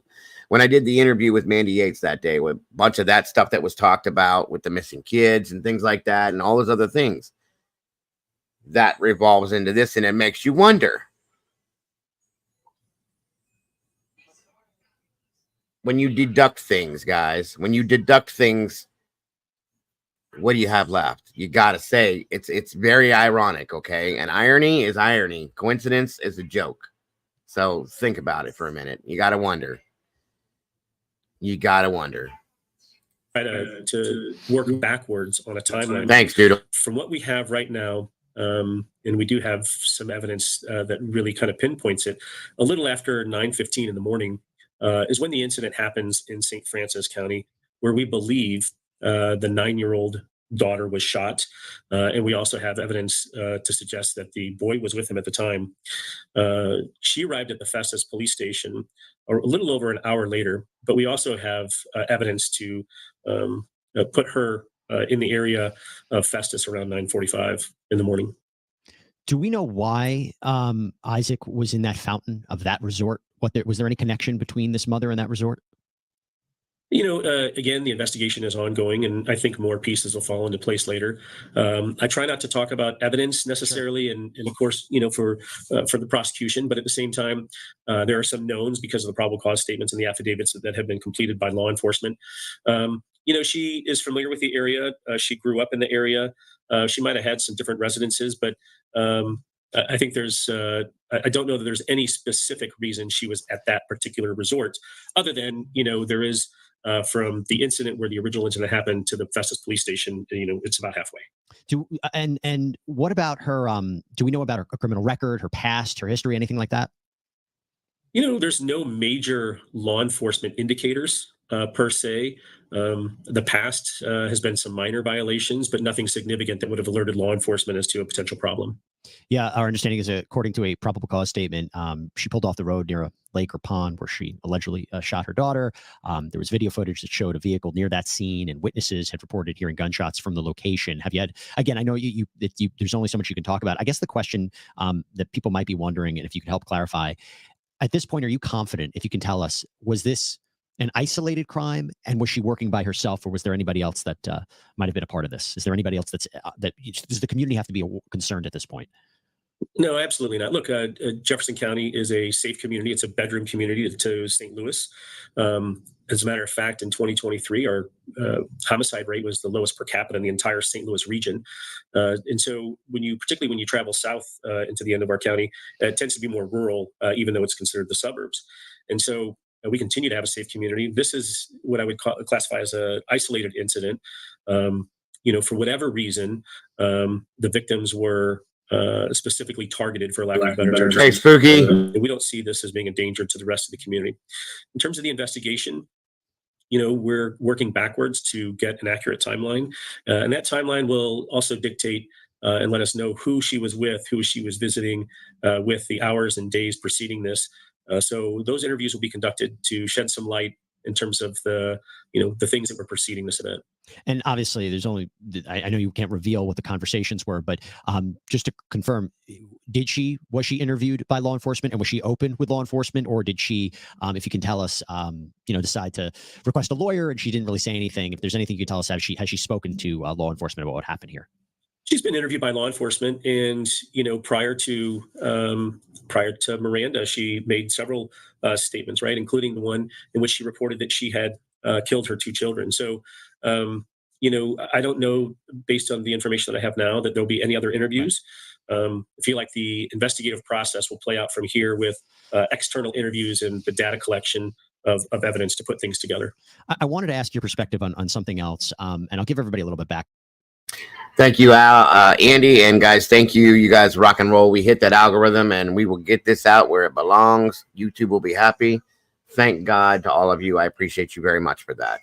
Ground here. So Scarlett, let's talk about these kids for a second. So Scarlett was due to start fourth grade in August. Her third grade teacher, Abby Tinnen, posted what is a heartbreaking message about the little girl's death on Facebook, including photos of her with the 9-year-old girl. She wrote, quote, Scarlett was a kind, bubbly, caring, and spunky little girl. She was always the first to join me in classroom karaoke. We had the best time laughing, singing, dancing around the room. She loved telling and writing stories. She loved playing softball and talking about her little brother. She could carry on a conversation with just about anyone. At the end of the year, the award I chose for her was the Squirrel Award because of her ability to gather people up who needed a friend and make them feel included. And according to Thank you, Doodle. Scarlett recently been baptized and was excited to share the news with her teacher and friends at school. And as for Isaac, Scarlett's half brother, who again was just 2 years old, his father wrote on Facebook, my whole heart was ripped out. Where do I find the pieces to put myself back together when the most precious part of me was taken?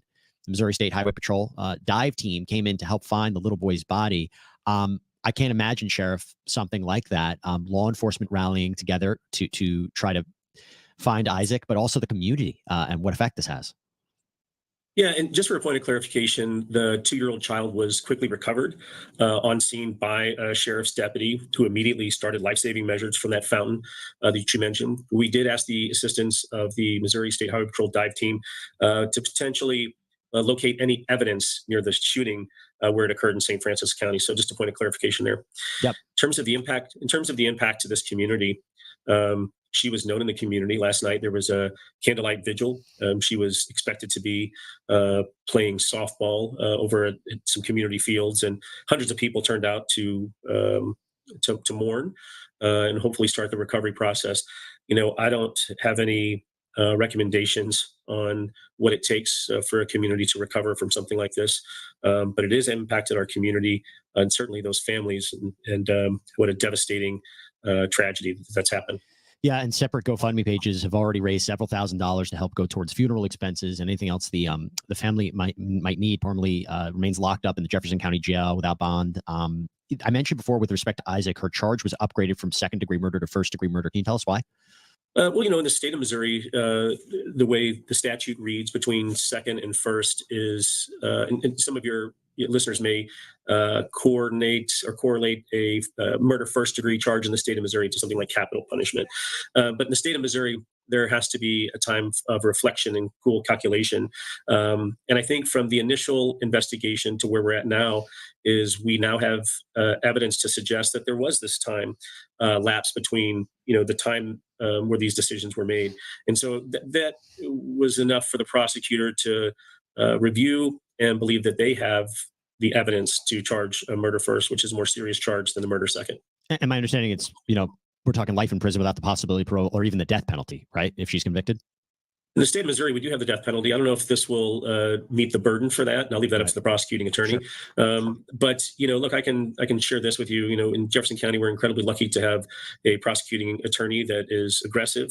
And despite what you've heard about the St. Louis community and having a progressive prosecutor in the past, in Jefferson County, we are a law and order county, and our prosecutors are very aggressive because they want this community to be known as a law and order community. And I'm confident that we'll find resolution and success to start the justice process. I appreciate you saying that, Sheriff, particularly in this case. I wanted to leave off just if you can tell us how the family is doing. And I mentioned, you know, Isaac's father made a statement. Have you gotten any insight from the family members about this woman, about this situation? Anything you can share? And we, of course, understand if you can't, but just how's the family doing and if they've given you any information? Look, you know, just the city of Festus, where this occurred, is a small community. It's less than 12,000. So a lot of people know each other. I will share with you, we've got probably 18 different detectives working on this case who have coordinated and spoke with the family at different times based on what their particular investigative assignment is. I have not personally spoken with the family. And so I'm a little cautious about speculating what that looks like, but I can only imagine the devastation and this impact that is, it's unfortunate. Yeah. let me end with this. I'm just going to say, our hearts and our prayers go out to this family and the friends of these children, because it's a heartbreaking story to cover. But I want to thank you, Sheriff, and I want to thank your team and law enforcement for the work that you do each and every day. But particularly, as I said, with these kinds of cases, how difficult they are, and having to continue to investigate. Thank you, find Annie. out details what happened. Thank you for what you do. Thank you for coming on here on Sidebar. We really appreciate you giving us a little bit more context and perspective and details about what's happening here. But Sheriff Dave Morshak, thank you. Thank you for having me, and I will leave you with this. This incident has brought light to the fact that our first responders continue to do amazing work every single day, and that goes from the dispatchers to the officers that provided CPR and tried life-saving measures to the medical examiner. These are difficult situations, and I would just ask for your listeners to take a moment to reflect on the job that they're doing and the difficult jobs they do every single day. And I would just ask that, and I appreciate you having me on. Thank you for that, Sheriff. We appreciate it too. And we will make sure to keep them in our thoughts as well. Sheriff Dave Morshak, thank you. All right, everybody, that is all we have for you right now here on Sidebar. Thank you so much for joining us. As always, please subscribe on Apple Podcasts, Spotify, YouTube, wherever you get your podcasts. I'm Jesse Weber. Speak to you next time.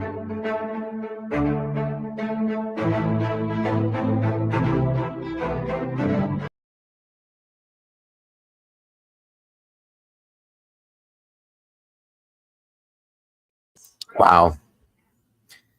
Yeah, I truly think if this girl had no red flags of any sort whatsoever, and then recently started going to this church, which has already got eyes on them, maybe they need to look into this, okay? I'm just saying, just to figure out what the hell could have happened.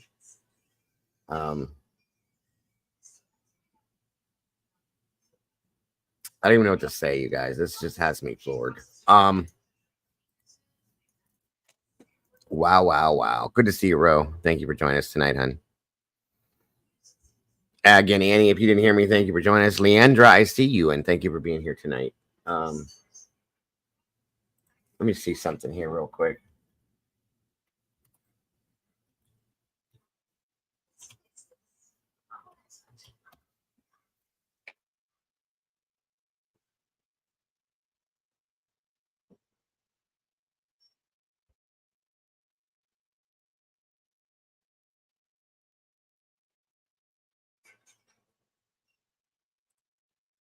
Our top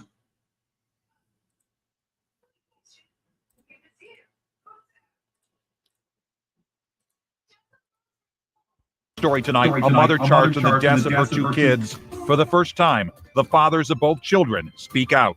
He looked up to her while she was being big sister to him. Good evening, I'm Mike Bush. The Jefferson County community continues to mourn the horrific deaths of 9-year-old Scarlett and 2-year-old Isaac. Tonight, for the first time, welcome, Dawn. Good to see you tonight. Who are united in grief. Laura Barczewski is here with this 5 on Your Side exclusive. Laura.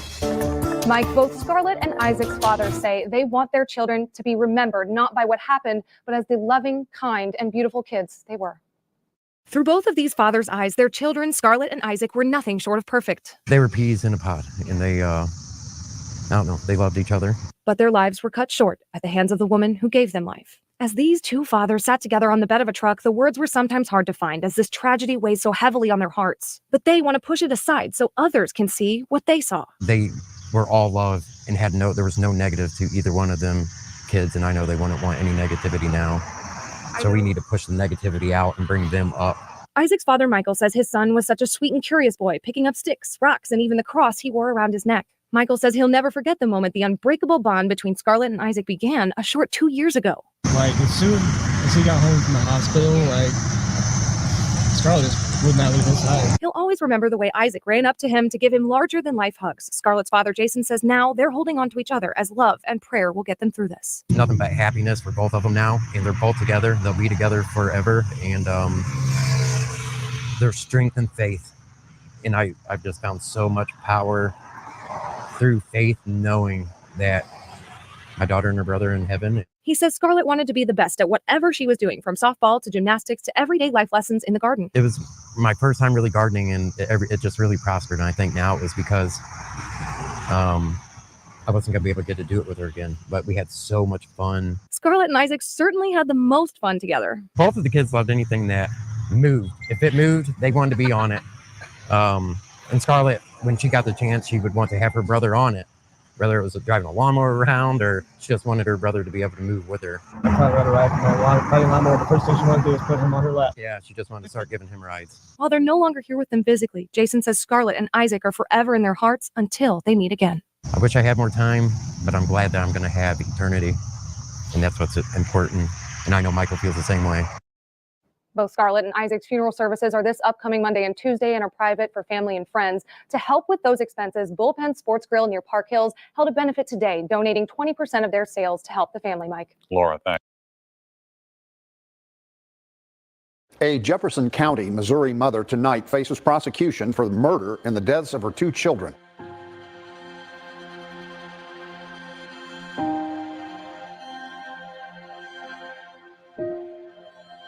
Investigators have not yet said what might have motivated Ashley Parmalee of Peevely to shoot her daughter and drown her son.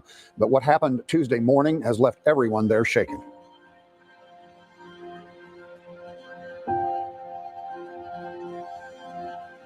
Festus police immediately went to the parking lot, identified and located a 9-year-old female victim with a gunshot wound and attempted life-saving measures, but were unable to successfully save the 9-year-old.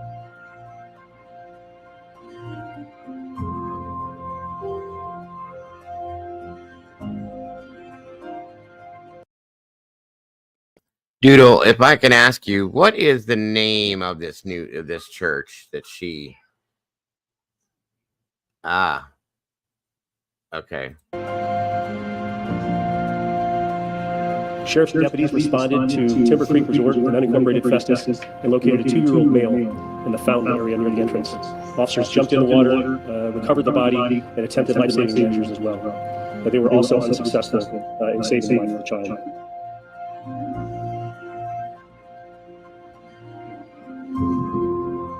So many people in our community will be impacted by this. I would ask for additional.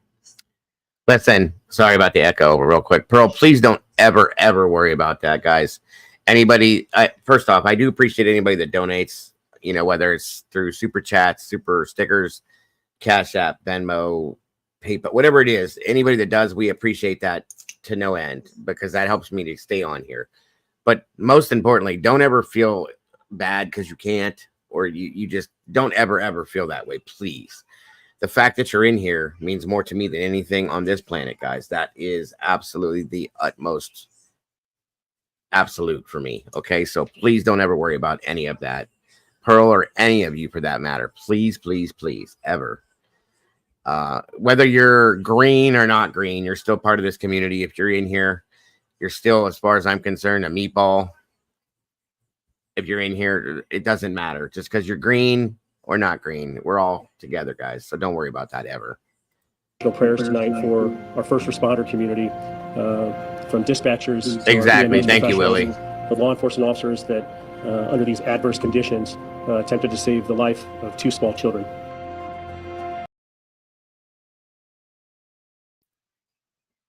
This is so horrific to me.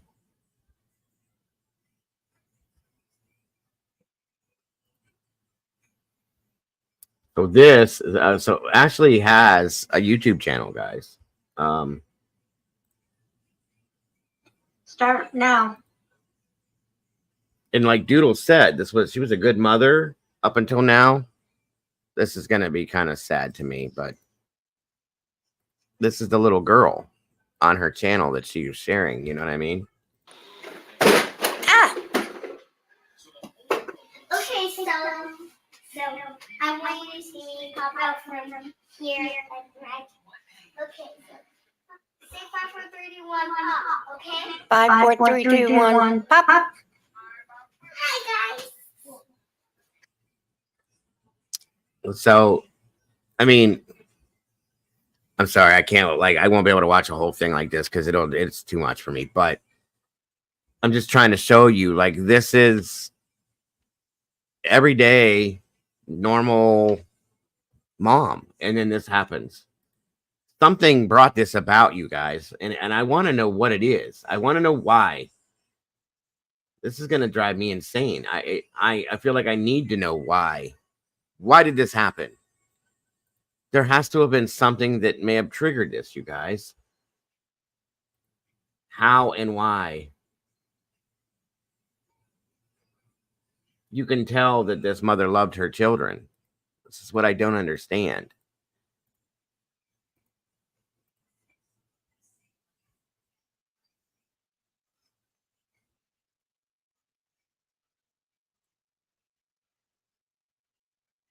Beautiful, beautiful babies.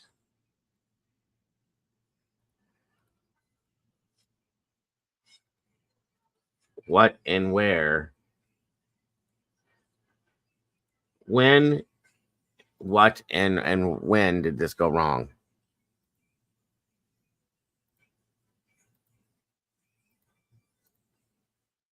And this obviously is something that she's going to regret forever. You can't change this. This is a permanent decision, guys, and I can bet you she's in full regret at this point. I don't get it. These things drive me nuts. Nothing is posted on her Facebook after May 28th.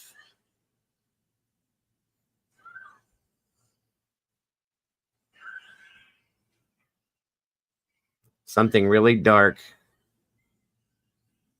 Yeah, I'm telling you, I want to look at this church with this scenario. Something really dark, a shadow that hides, creeps inside. And soon Christ will send dragons, so we must wear an armor of God. Stand strong, protect your soul. She was tricked. 6 weeks ago. That was June 2nd.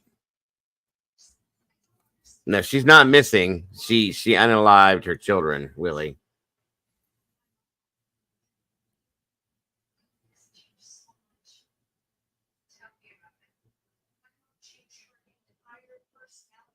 That's an interesting comment. That's right. Thank you. Thank you, Doodle. I forgot, hun. I'm sure if I went and looking, I'd have found it.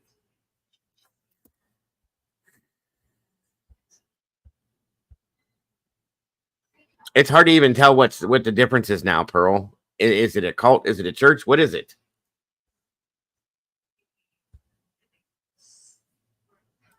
That's a possibility too, Jaded. But see, this comment, something really dark, a shadow that hides, creeped inside, and soon Christ will send dragons. So we must wear an armor of God. Stand strong, protect your soul. She was tricked.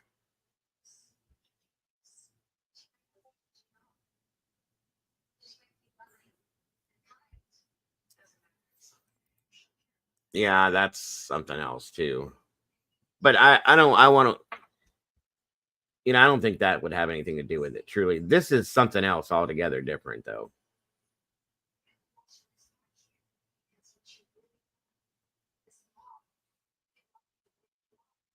I don't see anything, other than that one specific comment.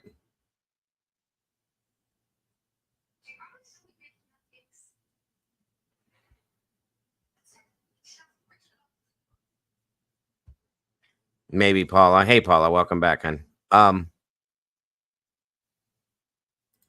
Misinterpretation of the Bible is given to individuals. Very good point, SG, and welcome. Kim Holmes, good to see you. Psychosis, yes. I feel like something could have been put into her head via this church. I don't see it. I don't see a lot of the churchy stuff in here.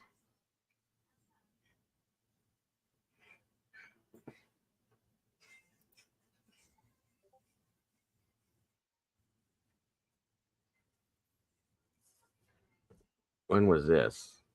September 8th of 2020. Yeah, okay.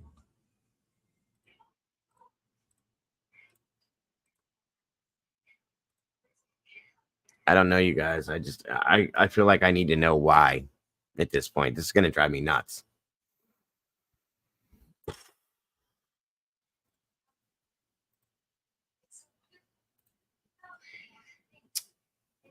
Is that church out of Festus as well? Doodle.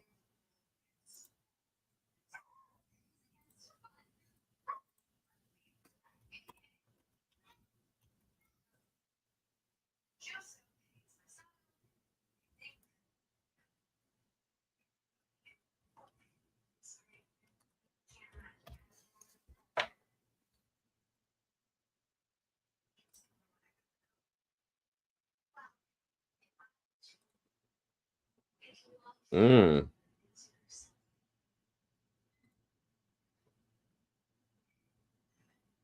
So the church has their Facebook locked out. You can't get on there at all.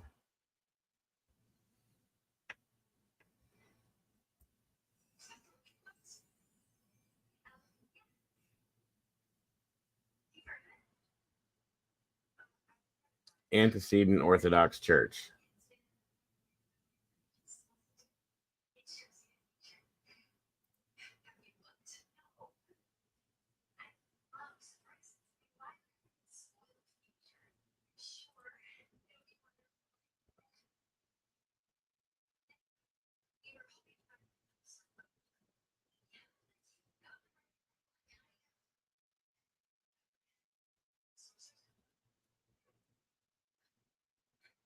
Gee, guys. Little reminder here.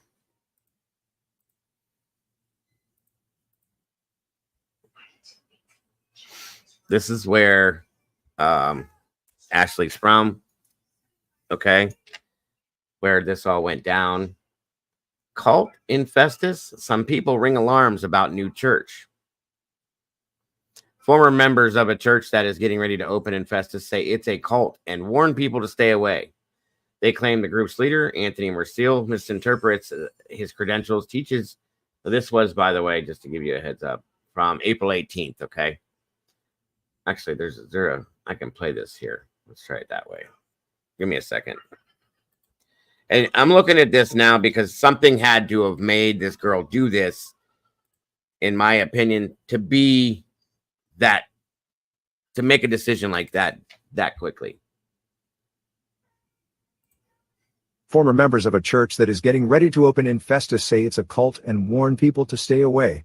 They claim the group's leader, Anthony Merciel, misrepresents his credentials, teaches a mix of Christianity and the occult, holds strange rituals, and condones polygamy. Sponsor message, then we're back. TXU Energy makes it easy for business owners just like me. And me to save big on electricity with straightforward electricity plans, no hidden fees. And a special $500 business bonus just for signing up. Plus, a total satisfaction guarantee. That way, business owners like me and me can get back to business and have one less thing to worry about. TXU Energy. Energy for everything. Tap the banner now or visit txu.com to learn more. Merciel, who was born in 1985 and now calls himself Anthony Benjamin, has a criminal record and served probation for a felony assault charge tied to a 2008 incident in Bonne Terre. He has led a number of groups he called churches over the past decade or more and bought an old church building at 410 Moore Street in Festus in August 2023, according to records from the Jefferson County Assessor's Office. One of Merciel's groups is called St. Sophia's Antecedent Orthodox Church, which has begun holding some activities in the Festus building for its small group of members. So far, no service open to the general public has been held there, but Merciel recently announced plans to hold St. Sophia's first public service on Sunday, May 5th. Several attempts were made to reach Merciel, but he did not respond to a message for comment sent to the email address listed on his business card, which says he works for a company called Archway Technology. He also did not return phone calls to the number listed on that business card. No one answered calls to a number listed for St. Sophia's, and no voicemail was set up as of Monday. A man who identified himself as Richard Lozano, a St. Louis criminal defense attorney, called the leader on its deadline late Monday afternoon and said he represents Merciel. However, the man could not provide any information about Merciel's credentials or background at that time. Festus Police Chief Doug Wendell said he has heard rumors about the group operating out of the old church building, but as of April 12th, he had received no complaints from neighbors or others about any goings-on there. Merciel also leads a group called the Order of the White Road that was formed after St. Sophia's was registered as a nonprofit with the state, and Merciel didn't respond to phone calls to a number associated with that group. He is listed as the owner or registered agent for St. Sophia's and the Order of the White Road, and the two organizations are connected. according to records from the Missouri Secretary of State office. The order was still operating last week, but its website and social media accounts have since been shut down. The website described the order as an esoteric mystery school and said those who took the courses would learn like the ancients. Former members speak out.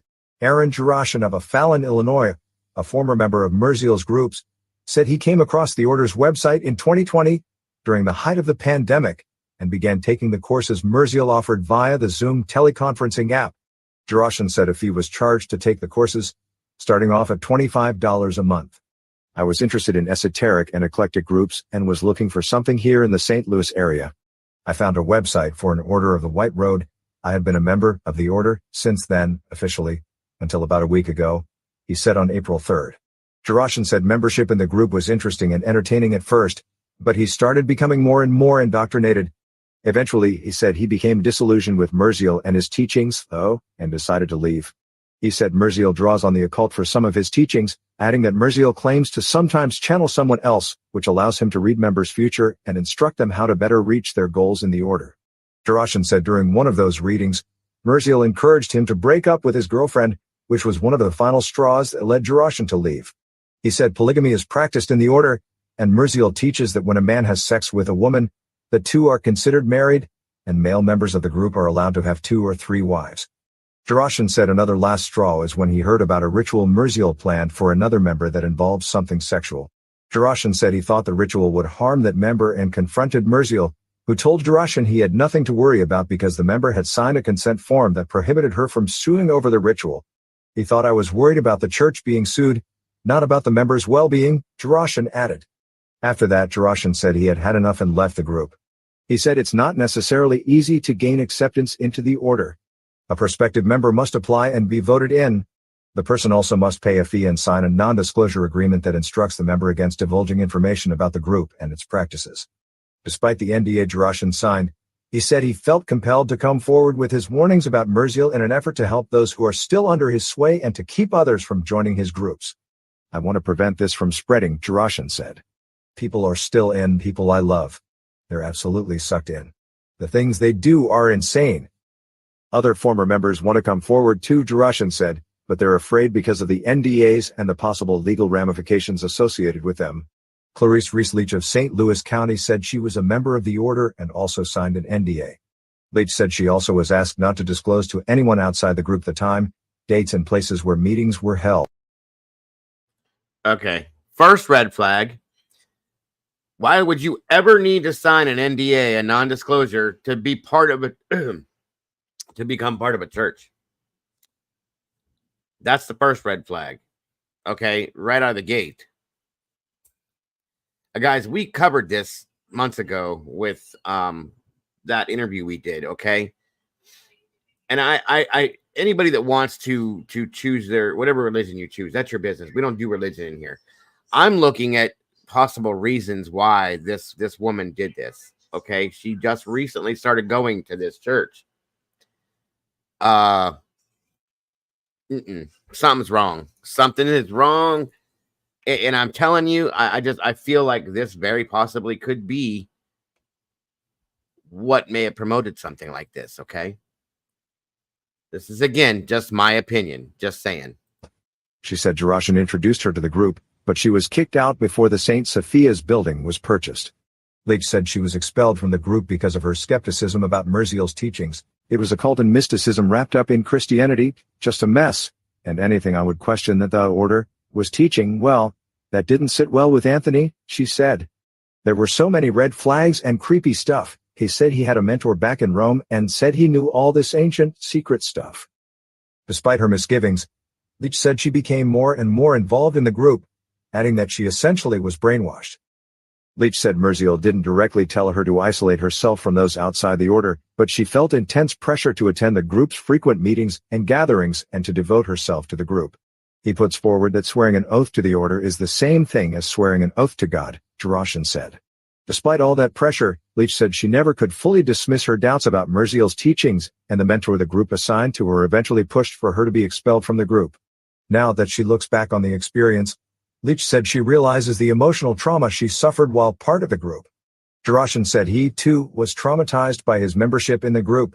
There was so much pressure to always be there, and if you left early, it was like you got a demerit and you'd be left out after that, he said.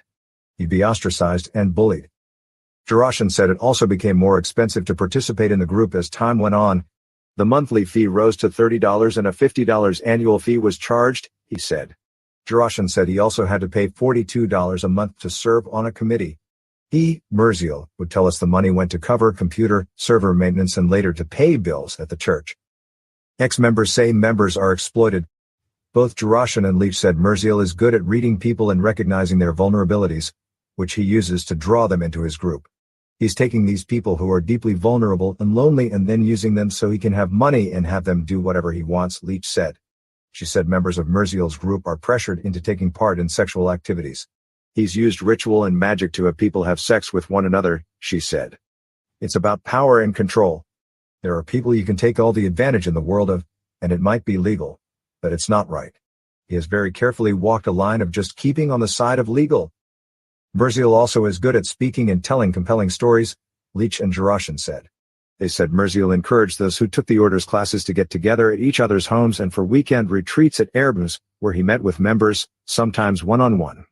Both Jaroshin and Leach said Merziel's teachings focus on end-of-the-world ideas and secrets that only he and the order members are privy to. Leach said she remembers once when Merziel said he had to perform an exorcism because someone had summoned something that could end the world. As members move up in the group's hierarchy, Leach and Jaroshin said, they learn more and more about Merziel's secretive practices and rituals. Things. Okay, so yeah, this is a story we looked at about. I wouldn't have even brought this back up. And I'm not, like I said, I'm not trying to go into any religion, guys. I'm just trying to show something that makes this make some sense to me, that this good mother, good person, one day wakes up and decides to do this to her own two children. Okay. And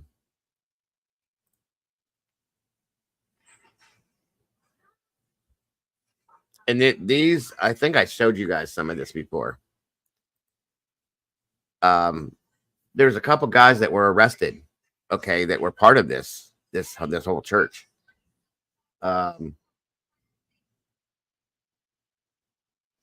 Yeah, is this stuff okay to show again, Doodle?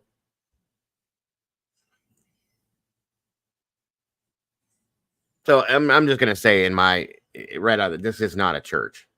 Okay, this is not what I would consider what we call a church. So this is some sick shit, folks. This is Adam Urick, 28, was charged with solicitation of aggravated statutory rape when he posted an ad on Craigslist seeking out a mother and daughter to have sex with. Court documents state investigators responded to the ads posing as a mother and 16-year-old daughter. Excuse me, I'm sorry. Urick also sent nude images to investigators, according to court documents. So people that were part of this church are doing things like this. What are they saying to the people that go here? What are they teaching them to get them? What are they putting in their heads? Do you see what I'm saying? That's kind of where I'm at with this and why I'm looking at this again. And of course, this guy they were talking about, this Merziel, claiming to be the leader of the Bon Terre cult. Again. And again, going back to the whole thing we did with Mandy Yates. Okay. A lot of the stuff that was brought up, guys, if you remember, for those of you that were here, arrests made in human trafficking operation 2015. People, listen, here's my thought. This is a single mother with two children. She's alone for the most part, probably impressionable in some ways, and looking in a direction to get some guidance. And, you know, going in a religious aspect is a good direction, in my opinion, to go for guidance as to what direction to take your life, especially as a single mother trying to raise children. So you go to the church because you feel you can trust that. And now this young young woman, 2 children, good mother, does something like this. Do you guys see my point? And why I'm saying that I think this needs to be looked into on this side. The investigators need to look. Here's somebody, one of these people here. Exactly, Don. Exactly. And in essence, sometimes it's too late before you realize. Okay. And I'm sure she is now. What did I do? Why did I do this? What the hell was going on in my head? Okay. And now there's no way to go back from this. This is what is so sad to me.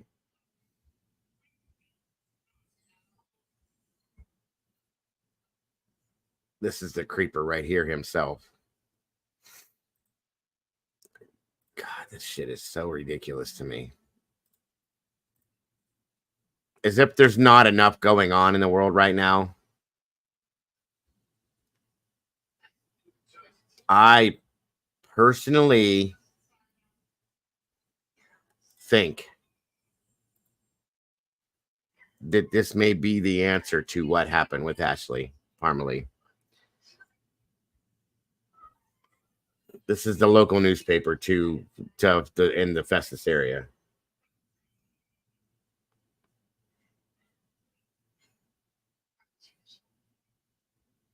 And here's the thing. I don't know, SG. I'd like to know, and I can imagine she probably has. I don't know. I don't know at this point. And, what are you going to say? What are we going to do? Like, there's nothing she can do that is going to get her out of this. She did what she did, and there's consequences for it. Whether she truly wanted to do this is the problem. And whether or not, she can. I don't even know what to say. Honest to God, I don't. They prey on the weak. She probably struggled with something, thought she was turning to God. That's what I'm saying. Exactly, Doodle. But also, I'm not that good with technology. It's like I can't get by my brain. Oh, I'm sorry, Jaded. Okay. I thought you were saying something else. Gotcha. Chad Daybell, Lawyer Vallow, Ruby Ridge. Yeah, I got you, Mystery. I'm right there. That's it. There's already so much shit going on in the world right now. Add this. And like I said, I feel bad for this mother in a sense because she probably went, like I said, to this church because she was struggling in some way with something as a single mother, turns to the church to look for a positive outlook on something or a positive guidance. And here we are now. I'm telling you, this is the only thing that makes any sense to me as to how this could have happened. She may have possibly had, some mental illness issues at some point, and it was only made worse being alone as a single mother, which I know women do every day. They don't turn to this. That's it right there. They got in their head, in my opinion. You know what I mean? Welcome, Kimber. This is so sad. This is so sad. Thank you, Tracy. That's what my conclusion at this point is. Guys, I could be wrong. I could be completely wrong, okay? And I mean that's understandable, but at this point, honest to God, a little bit of minuscule deduction. No, I don't think I am. I really don't think I am. I think Doodle agrees with me. Doodle's from this area and sees what goes on, knows what goes on, taking into account the things that we're looking at. It doesn't make any other sense to me. And I would love for them to be able to prove something at this point. Because what I don't want to see happen is something else like this. Or something more. Or worse. God forbid. This is bad enough as it is. But you know what I mean?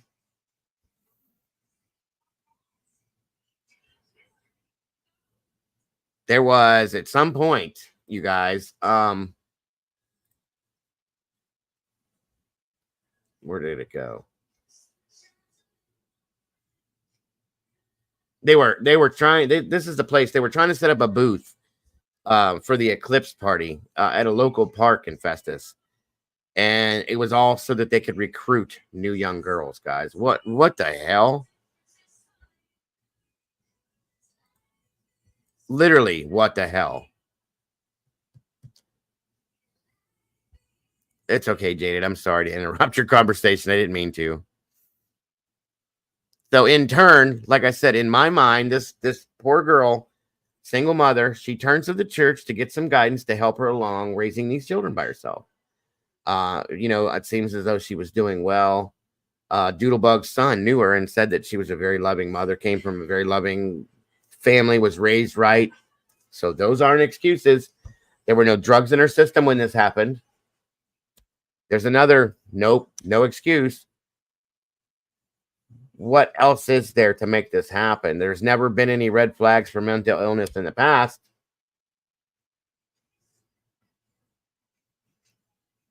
We're down to this now, okay?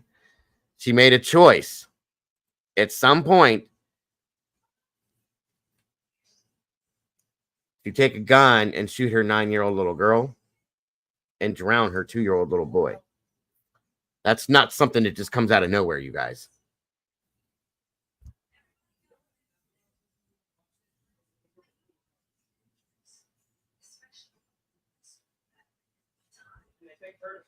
It is rural, Don. That's very true. It's very rural. Rural. Sorry, guys. Rural.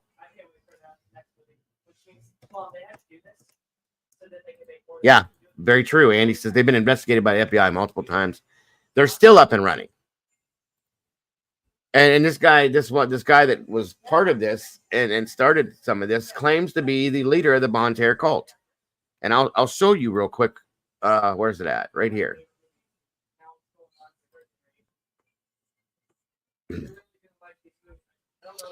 This is that Merciel guy that we were listening to about in that audio piece, okay? This was June 4th of 2008. It says the man who claims to be the leader of the Bon Terre cult was arrested Monday night for assaulting a man with a knife. Anthony Merciel, which is the guy that changed his name to Anthony Benjamin, okay? Anthony Merciel, 22, Bon Terre, has been charged with first-degree assault, armed critical action. He is being held in county jail on a $100,000 cash-only bond. According to the probable cause statement signed by Bon Terre Officer Chad Brown, a 23-year-old Bon Terre man received several small lacerations to his hand while trying to get a knife away from Merciel. The victim told police that Merciel and 2 other men came to his home on Cherry Street and blamed him for a broken window at Merciel's house on Division Street. He told Merciel he knew nothing about the broken window. Merciel pulled out a pocket knife and grabbed him. Merciel pressed the knife against the man's throat and threatened to kill him. This is a pastor of a church, right? Okay. The victim told police he tried to push Merciel away, and they struggled for the knife, causing him to receive lacerations to his hands. He said he was able to get away and get his own knife. He and Merciel and the other 2 left. Officers found Merciel and his friends at his home. They were detained for questioning. Anthony first asked me if I knew who he was, Brown wrote in his statement, and I said no. He then informed me, hold on, sorry, let me move this. He then informed me he was the leader of the Bon Terre cult. He said they had Bibles and preached God. I told him I just needed to know what happened. This is insane, you guys. Come on now. It's okay, Jaded. I'm sorry. I'm rural. I don't know why I struggle with that tonight. So again, guys, she probably is Leandra. I believe that. She may be broken forever. She was trying to get help, ends up doing this. When she snaps out of, she might go crazy. And that's what I'm saying. This is sad that this, not only did she lose her children, but she's probably lost forever as well because of this, guys. Exactly, Don. This is not a pastor. Yeah, very, very true. Don't be weak. Don't be fooled. Wolves in sheep's clothing, even on YouTube. That's very true, Salty. Very true. Aluminum. I can say that one. So listen, folks. Not that you would, but please be careful with scenarios like this. Do not allow to be wrapped up into something like this. Okay. This reminds me of some Children of the Corn shit. I'm telling you. Okay. It's crazy to say that, but it really does.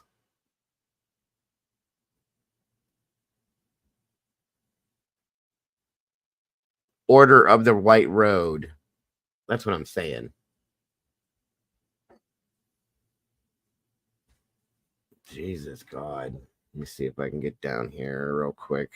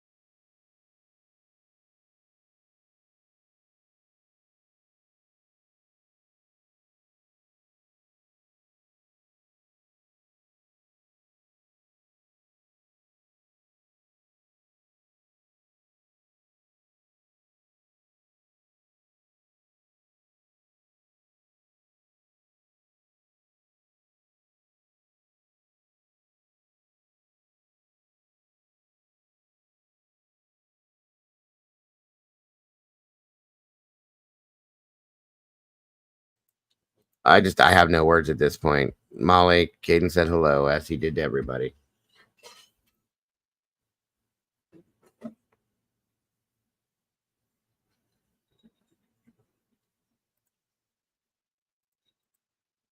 Jesus God, I don't even know what to say. So, my recommendation.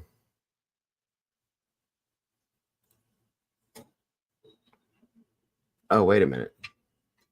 Oh, yeah, there's police in Missouri as well as the FBI searching for 6 people, including 2 children who have been reported missing after authorities say they followed a so-called cult leader who claimed to be a prophet, according to the reports. This is 6 months ago, and it's something Mandy talked about too. Yeah, Doodle does have those videos too. In fact, that's a good idea, Miss Doodle.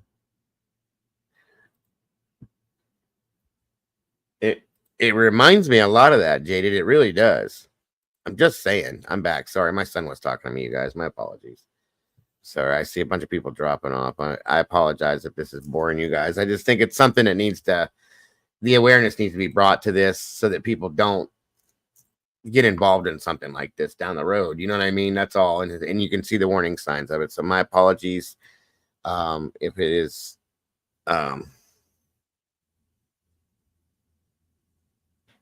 what are you talking about?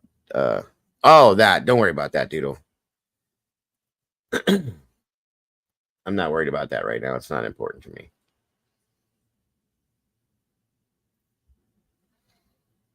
All right, let me see something here.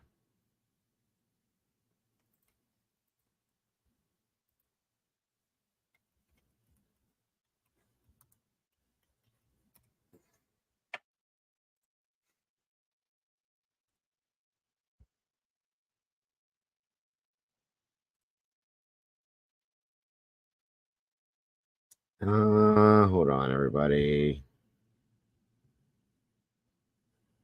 Let me go back here. Wow, you have a lot more stuff on here than I thought you had, Doodle.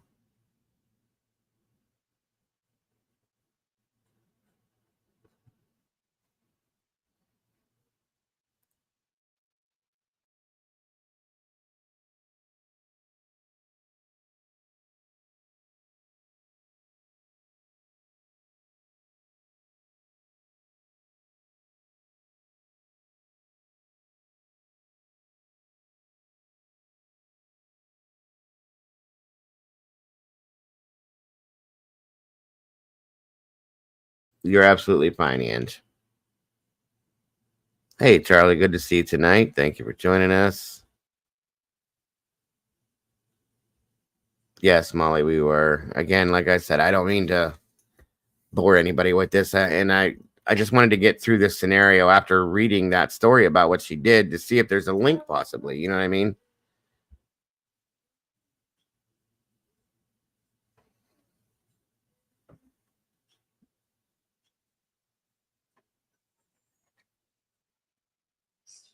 Right, Dawn. That's basically kind of what it is. I want this to be awareness to be brought to this scenario that it happens and these things are happening and something happened with this woman to do this is all I'm saying. You know what I mean? You just can't let these things slide by and say, oh, another one killed her kids. It's no. Thank you guys for that.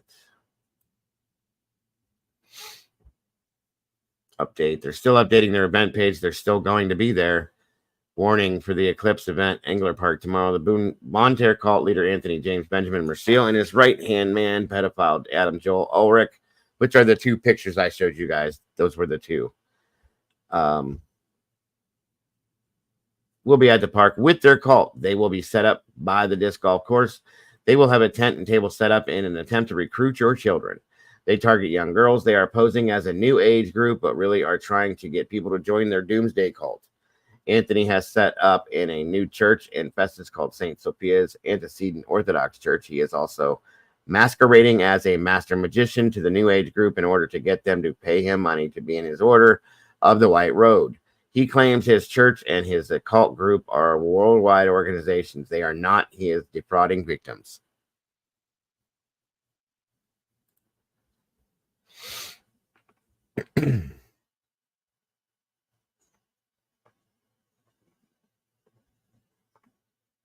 By the way, Doodlebug put this together on her channel, guys. He's trying to hide his name. He goes by Anthony Benjamin. This is the 5th or 6th time he has built a church in efforts to hide his past and his crimes. He likes to call himself a reverend, father, high, patriarch, and even takes confession. Stay away from this man. He's a fraud.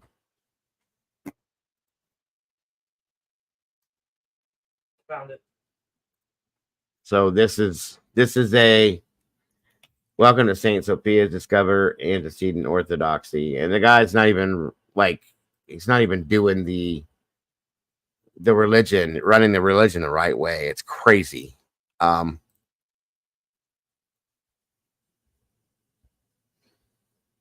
This is the other one. This is the one that is registered RSO.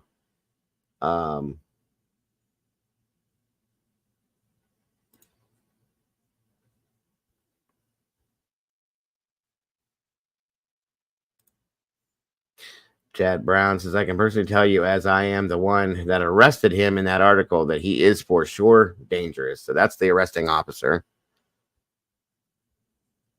Again, guys, this goes back to a lot of stuff that we talked about when we did the interview with Mandy Yates. There's the other guy there again. Or that's what they call, he calls himself Anthony Benjamin. This is the other guy, Adam Urich, the one that was, I'm sorry, I had him backwards. He's an RSO now.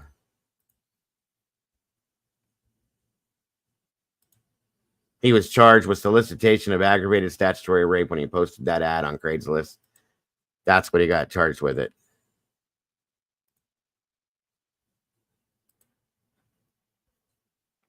And this is the church she was going to, and surrounding herself with these people, and this happens. So somebody tell me that I'm crazy for thinking what I'm thinking. This is them talking about the whole eclipse party, bringing everybody out there so that they can recruit young girls. This is some sick shit, folks. I'm telling you. And it's happening right underneath people's noses. And you know, law enforcement, they can't say or do anything until something happens, sadly. Good point, Don. Very good point. Thank you, Kimber. Anyway, so that's who that is, you guys. And that's, again, I hope that law enforcement looks into, and I hope they're smart enough to look into why. What made this girl... Oh, hold on a minute. That's awesome. I didn't even realize that happened. Hold on a minute here. So I guess that event got canceled because of all the bad mouthing about the event and warning people. It says update number 2. This was a ways back, but it says, looks like y'all did it. The event's been canceled from their page. The men in question have modified their Facebook accounts to private only. I cannot stress this enough. If you or anyone you know appeared to be friends with either of these men, male or female, I need to hear from them. I need more victims to come forward, even if you think too much time has passed or that your story is too small. If you ever made a donation or ever heard them speak, if you were a part of their schemes, please come forward. There you go. And like I said, I hope that they do with. Okay, that's enough there. It's done. I mean, if they look into what happened with Ashley, I'm hoping they're obviously going to do some kind of a psychological check. Okay. And maybe this will come out. Maybe it'll come out as to where this idea came from in her mind and why. You know, if there's no other red flags relating to mental health issues, it had to come from somewhere. That's a good bingo. It's a big shame that some people in this world look for guidance and people take advantage of that or advantage of them. It happens every day, AK, and it's a very sad scenario. It really is.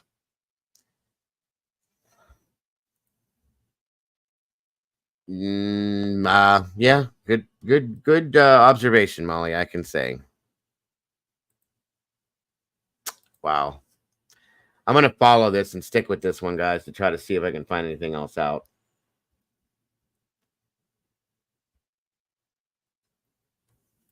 For sure.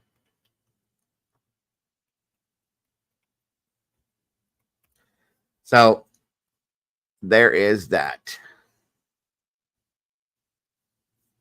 And so again, yes, guys, I am going to be doing a 2 for tonight, like I did last night. I'm going to be running this show, which I'm about done with here. And then we're going to jump into the late show, or the late show. Where'd you see that at, Kay?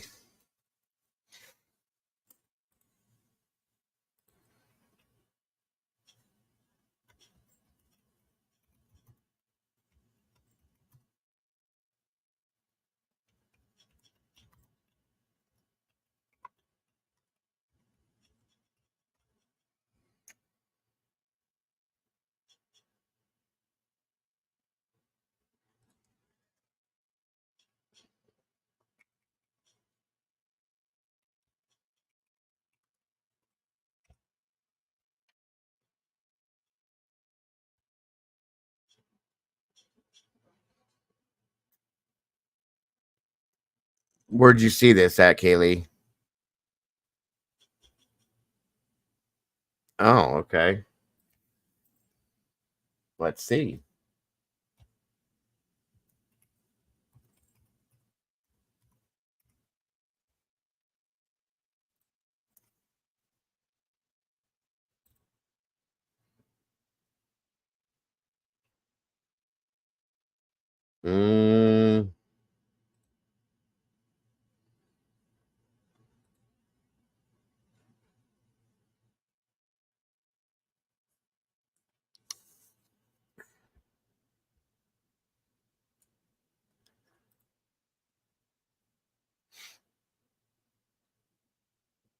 Very true, Paula.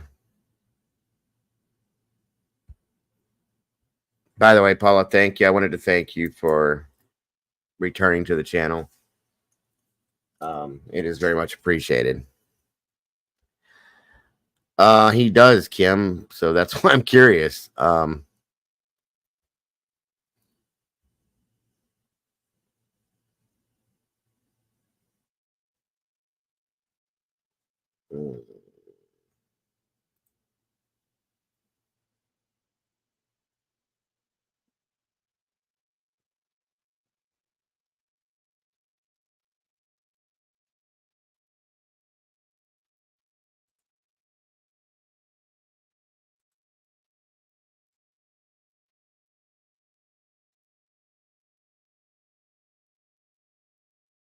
What'd you say, Molly?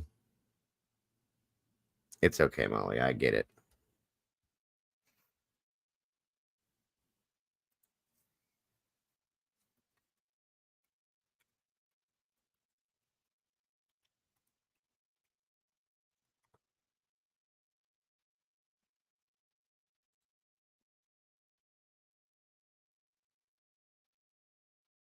Oh, hold on a minute, guys.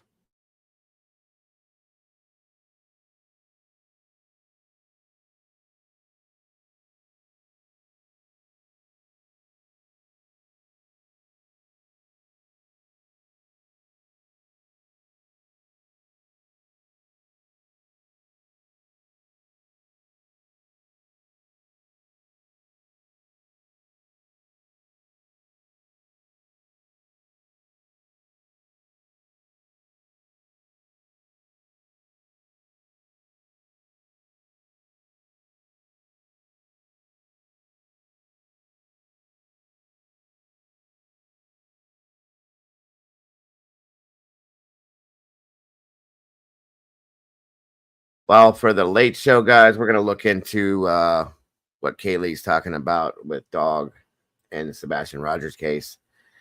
We're going to review that, I guess. So tune in if you're interested in that, for sure.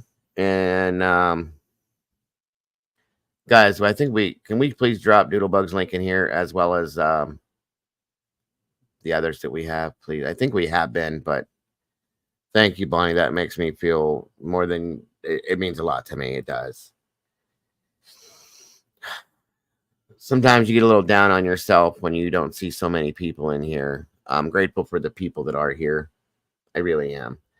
As a creator, it's kind of hard sometimes, is all I'm saying. And you feel like maybe you're doing something wrong. So that's where that comes from, guys. Thank you, Kimber, very much for all of these. I appreciate that very much. And thank you to anybody that has donated to those links. It means the world to me. We don't ever expect it, but we definitely appreciate it, guys, because it keeps us going. So thank you to that. We'll definitely review that tonight in the late show and a couple other things.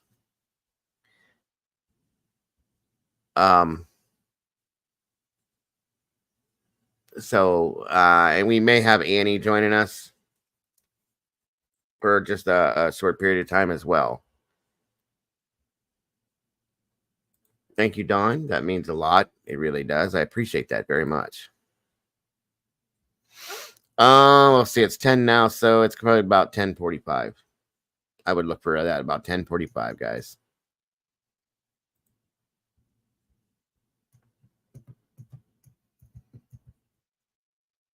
Okay. Absolutely, B. And share it out, guys, that will be live in here. Again, I hope you guys get notifications. So like I said, if you're not getting those notifications, try unsubscribing and resubscribing to the channels. It's going to be the late show, Annie, if we do it.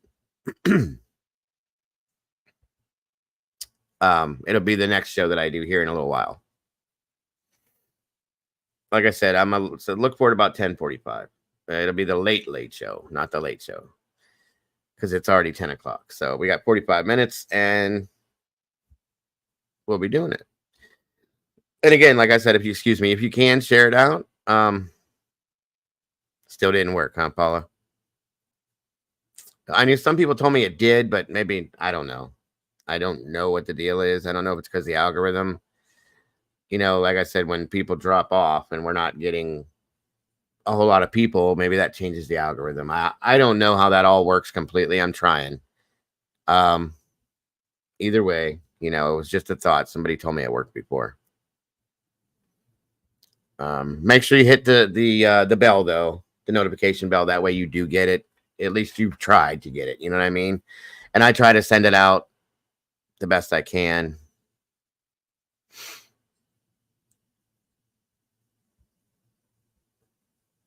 Yeah, it'll be 10:45 Eastern Standard Time, guys. I'm at East Coast. I'm in Ohio. So, thank you. And I may be joined by a couple of people, which I like to do that for the late show as well, depending on how they feel about it. I do miss Mom. Can't wait for her Jesus. We got a couple things to look at. Mama Bear dropped me a couple things.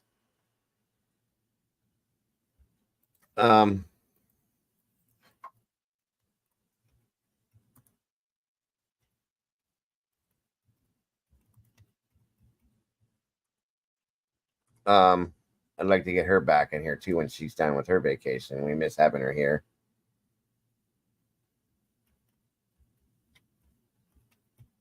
So, all right, guys. I think that's going to do it for tonight. We've been in here about 3 hours, so some pretty horrendous stuff. But I got it, Kimber. Thank you, dear. If you guys are interested and you're night owls and you want to hang out with us again, come back in. I'm going to set it up as soon as I'm done here. I'm going to set it up, and it should go out into the algorithm, hopefully, and we'll see what happens. Other than that, guys, for those of you that can't make it back in here, I completely understand. It's late. Some of you guys are overseas. Some of you guys have to get up early. Either way, I understand completely. No worries. Besides that, guys, like I said, if you can't make it back, I hope you all have an amazing night, guys. Don't forget to love yourselves, love each other. Don't change a thing. You guys are amazing. Much love to every one of you. Good night, and God bless the rest of you. I will see you very soon. Bye-bye, folks.